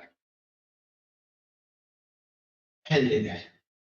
මෛත්‍රී සිත හැම වෙලාවෙම හටගන්නේ සත්වයක් අරමුණු කරලා. ඔය මෛත්‍රිය කියන්නේ මොකක්ද කියන එක පිළිබඳ අවබෝධය ඇතුණාම ඔබ තේරෙනවා. මෛත්‍රිය කියන එක ඇති වෙන්නේ හැම වෙලාවෙම සත්වයක් අරමුණු කරලා. මම අම්මලා නිකන් කියන්නම්කෝ ආනාපාන සති භාවනාවේ තේරෙයි වලට. ආනාපාන සති භාවනාව කොහොමද පතුරන්නේ? ආනාපාන සති භාවනාව කොහොමද පතුරන්නේ? පතුරන්න පුළුවන්. ඇයි පතුරන්න බැරිද? ආනාපාන සති භාවනාවේ උතුආරණ සංකාරී චිත්ත සමාධියක් ඇති වෙනදී පතුරන්න පුළුවන් වෙන්නේ නැහැ. ආනාපාන සති භාවනාවේ ඔයාලට හැඟීමක් ඇති වෙනවනේ. මොකක් හරි භාවනාවක් වැඩෙනවනේ. යම් කිසි චිත්ත ස්වභාවයක් වැඩෙනවනේ. ඇයි ඒක පතුරන්න බැරි? පතුරන්න බැරි මේ අරමුණ පතුරන්න බැරි හින්දානේ. එහෙම පතුරවනවා නම් මේ ඔක්කොගෙම නාසික අගවල් වල හිට තියාගෙන ඒ වගේ සිහිය පවත්වන. එහෙම තමයි පතුරන්න වෙන්නේ. හරි. අපි මහත්ය මෛත්‍රිය කියලා කියන්නේ ඔය ආනාපානසති භාවනාව වගේ එකක් නේ. ආනාපානසති භාවනාවේදී හිත තියාගන්නේ නාසිකාගට. මෛත්‍රී භාවනාවේදී හිත තියාගන්නේ කවුරු හරි සත්වයකට. එක් ඉස්සරව මට ඊට පස්සේ දෙවෙනි පියවරේදී කාට හරි සත්වයකට. හිත සත්වයකට, මදහස් සත්වයකට, වයක සත්වයකට කියන සත්වයකට. එහෙම පතුරවනවා නම් සත්වයා තමයි පතුරවන්න ඕනේ. ඒක මොකක්ද පතුරවන්නේ? ඒ නිසා අපි කරන්නේ මෛත්‍රී භාවනාවේදී අපේ හිතේ තියෙන එකම මෛත්‍රිය ඒ දිශාවේ ඉන්න පුද්ගලයන්ට ආපහු වඩන එක. යොමු කරන එක. ඒක පතුරවනවා නෙමෙයි. පතුරවන්න දෙයක් නැහැ අපි ගාව. අපි කරන්නේ ඒ දිශාවේ ඉන්න සත්වයන්ව අරමුණු කරලා අර හිතේ තියෙන එකම මෛත්‍රිය අර අයට අරමුණු කරගෙන ආපහු වඩන එක. පතුරවන්න පුළුවන් අසින ආලෝකෙ විතරයි. භාවනාවේ සම්සතරිස් කර්මස්ථාන වලින් පතුරවන්න පුළුවන් භාවනා කීපයක් තියෙනවා. ඒ ප්‍රධානම අරමුණ තමයි කසිනේ. කසින ආලෝකෙ පතුරවන්න පුළුවන්. ඒ අරමුණ පතුරවන්න පුළුවන්. තේරුණාද? හිත පතුරවන්න බෑ අපේ අපිට. අපිට පුළුවන් මේ හිතට අරමුණු කරලා ගන්න සංඥා ප්‍රමාණය වැඩි කරගන්න. එච්චරයි. 9වන් 3-4ක අර ආස්වාසේ බලනවා වාගේ එකක් කරන්න පුළුවන්. මේ මෑණියන්ට වඩන මෛත්‍රිය ඊට පස්සේ මේ මෑණියන්ටයි මේ මහත්තයටයි දෙන්නටම ආපහු වඩන්න පුළුවන්. දෙන්නම අරමුණු කරන්න පුළුවන්. මගේ අර මෛත්‍රිය අරමුණ එකම මෛත්‍රිය අරමුණට දෙන්නම අරමුණු කරන්න. පස්සේ මට ඔයාලා ඔක්කොම අරමුණු කරන්න පුළුවන්. මම මගේ මෛත්‍රී හිත ඔයාලා ඔක්කොම පැතිරෙවුවා නෙවෙයි. මගේ එකම මෛත්‍රී හිතට ඔයාලා ඔක්කොම අරමුණු කරගත්තා. හිත පතුරවනවා කියලා ගත්තොත් ලොකු ප්‍රශ්නයක් වෙනවා. ඒක ධර්ම විරෝධී වෙනවා. අපි කරන්නේ අපේ මෛත්‍රී අරමුණට මෛත්‍රී හිතට බොහෝ සත්වයෝ අරමුණු කරලා ගන්න. මේ දිශාවේ ඉන්න සත්වයොත් අරමුණු කරගන්න. මේ දිශාවේ ඉන්න සත්වයොත් අරමුණු කරගන්න. එහෙම මිසක අපේ ගාව තියෙන මෛත්‍රිය අතුරුවලා හරිනවා නෙමෙයි. දැන් ඒක ප්‍රශ්නේ. පුංචි තැන්වලදී අපිට එතනවා අපි දැන් මෛත්‍රිය දැන් පතුරවන්න හදනවා කියන. බුදුරජාණන් වහන්සේ කරුණා සමාපත්තියට සමවැදිලා මහා කරුණා සමවතට සමවැදිලා උන්වහන්සේ කලෙත් ගන්ධ කුටියේ පටන් කෙලලක් ඒ සංකල්ප දසදහසක් සංකල්ප ලෝක ධාතු වලට දසදහස් සංකල්ප ලෝක ධාතු වලින් ආපහු අවසර ගන්ධ කුටිය ගාවට උන්වහන්සේගේ කරුණාවේ පතුරුවහරුප එකක් නෙවෙයි. උන්වහන්සේගේ චිත්තසංතාන තුළ තියෙන කරුණාවට ඔය කියන සියලු සත්වයෝම අරමුණු කරලා ගත්තා. කරුණාවට ඒ සියලු සත්වයෝ අරමුණු කරගත්තා. දැන් අම්මගේ ආදරය ගැන හිතන්නකො තාත්තගේ ආදරය ගැන හිතන්නකො මොකක් පතුරන්න පුළුවන්ද? පතුරන්න බෑනේ. ඔය ආදරයට එක එක දරුවෝ අහු වෙන එක නෙවෙයි. දරුවෝ 3 දෙනෙකුට ආදරේ පතුරවනවා කියලා හිතුවට දරුවෝ 3 දෙනෙකුට හිතේ තියෙන එකම ආදරේ දරුවෝ 3 දෙනෙකුට දෙන එකක් කරන්නේ. ආදරේ ඇතුළට දරුවෝ 3 දෙනෙක් අහු වෙන එක වෙන්නේ. මොන හරි ප්‍රශ්න තියෙනවද?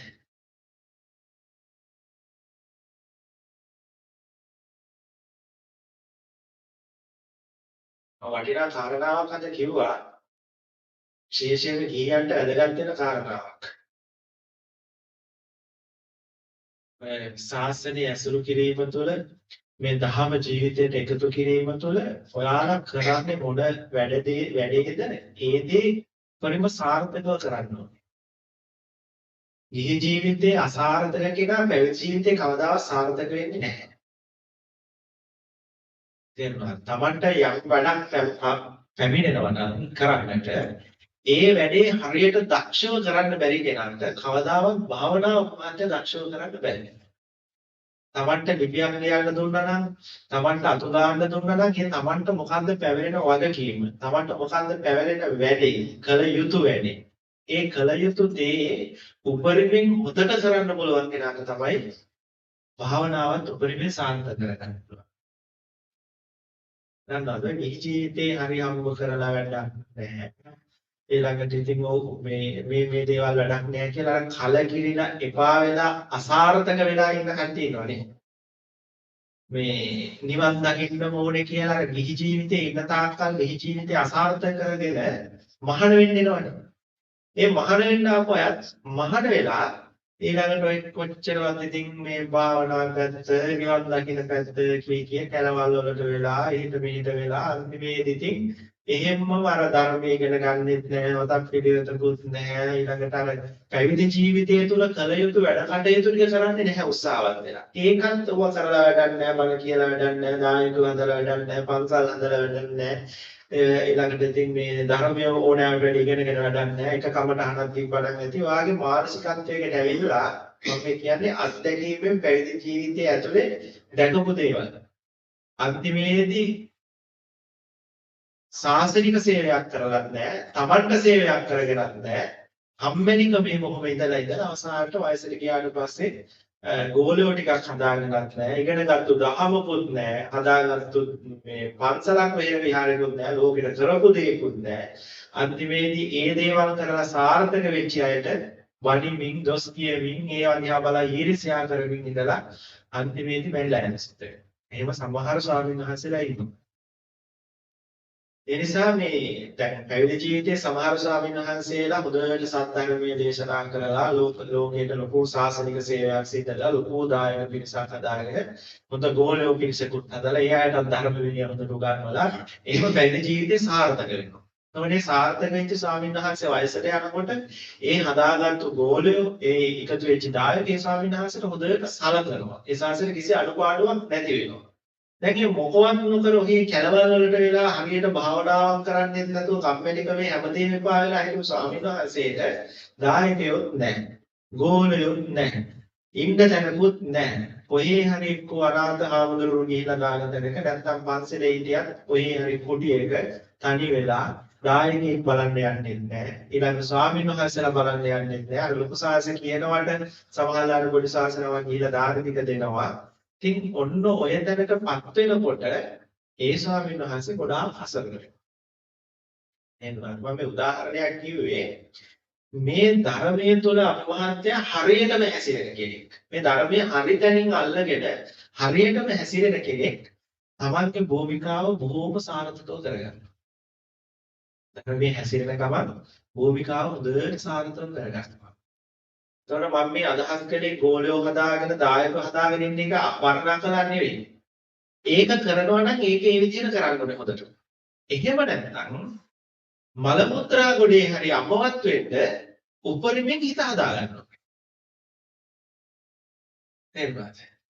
ඔය දෙකෙන් එකක් ස්වාමීන් වහන්සේ නමක් කරන්න ඕනේ අනිවාර්යයෙන්. එක්කෝ ලෝක සාසනික සේවයක් කරන්න ඕනේ. ඒ කියන්නේ විශේෂයෙන්ම සංඝ පිරිසකට ගිහියන්න නෙවෙයි.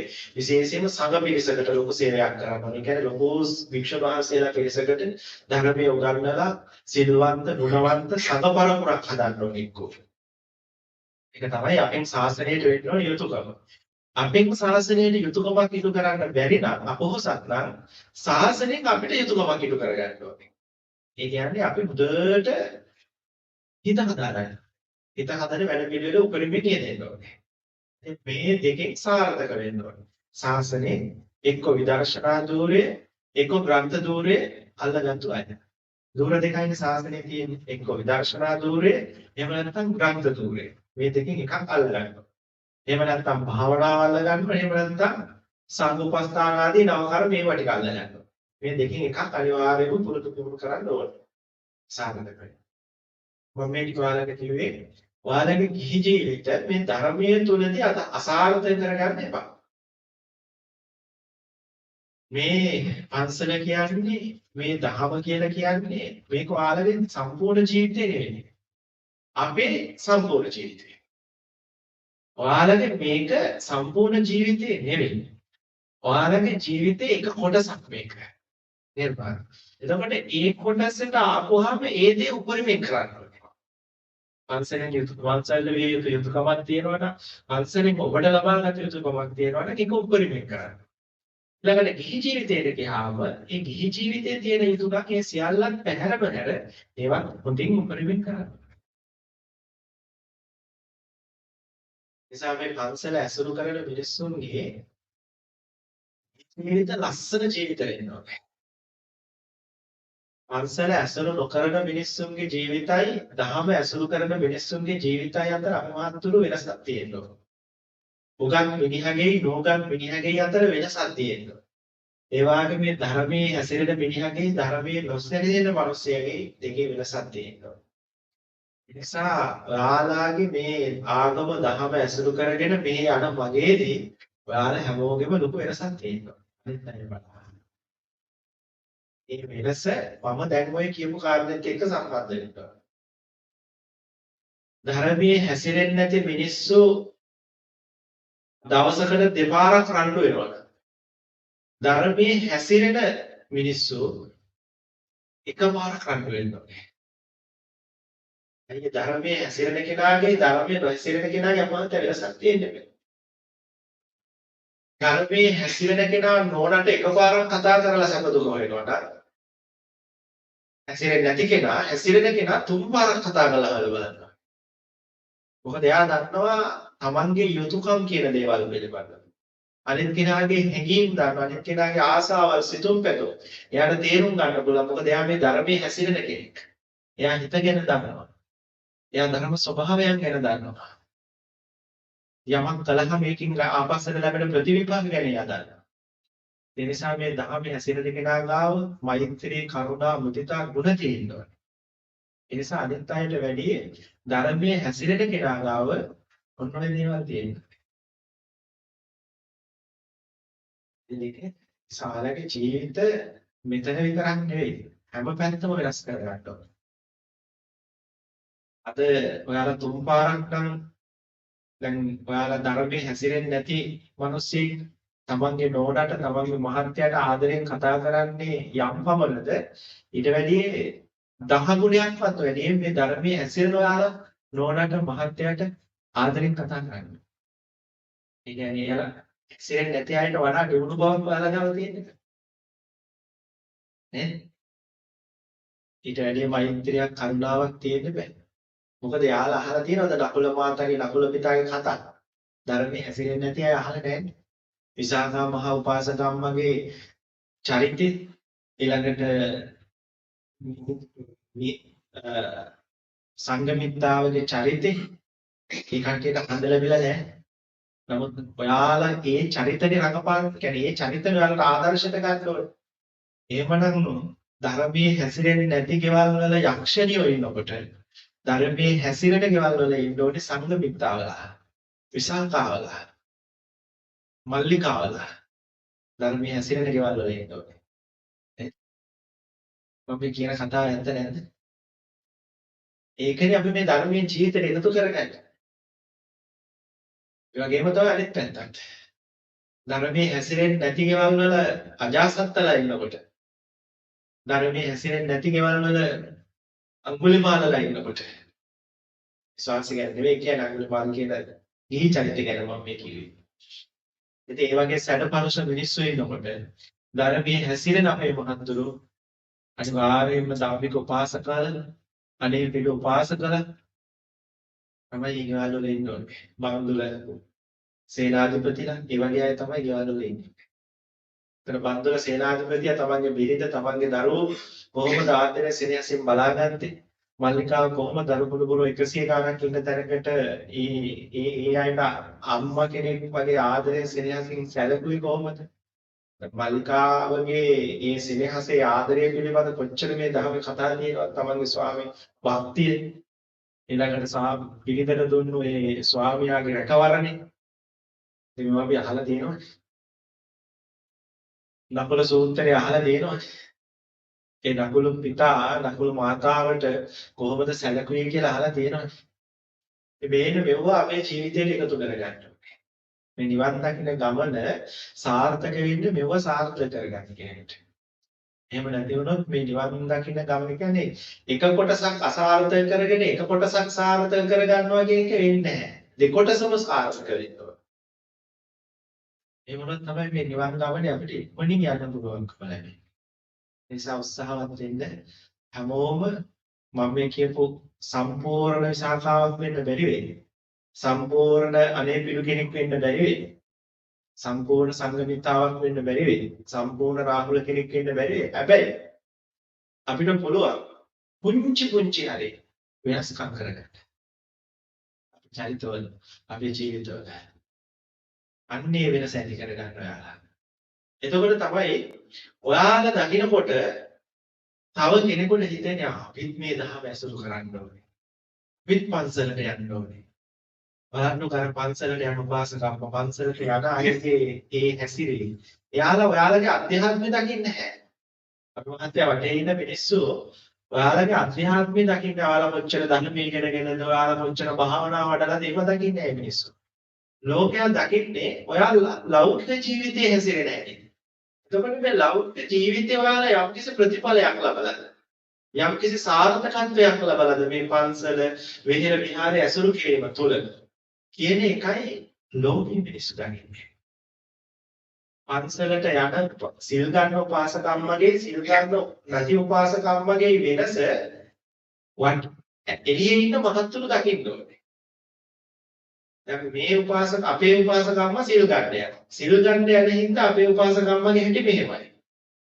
දැන් මේ උපාසක මහත්තයාගේ අම්මා සිල් ගන්න යන්නේ නැහැ. නෝනා. ඒ නිසා එයාගේ හැටි මෙහෙමයි. එතකොට අන්න මහත්තුරු දෙන්න හම්බුනාම අපේ අම්මගේ හැටි මෙහෙමයි. අපේ පිරිතගේ හැටි මෙහෙමයි කියන කතා වෙනවා.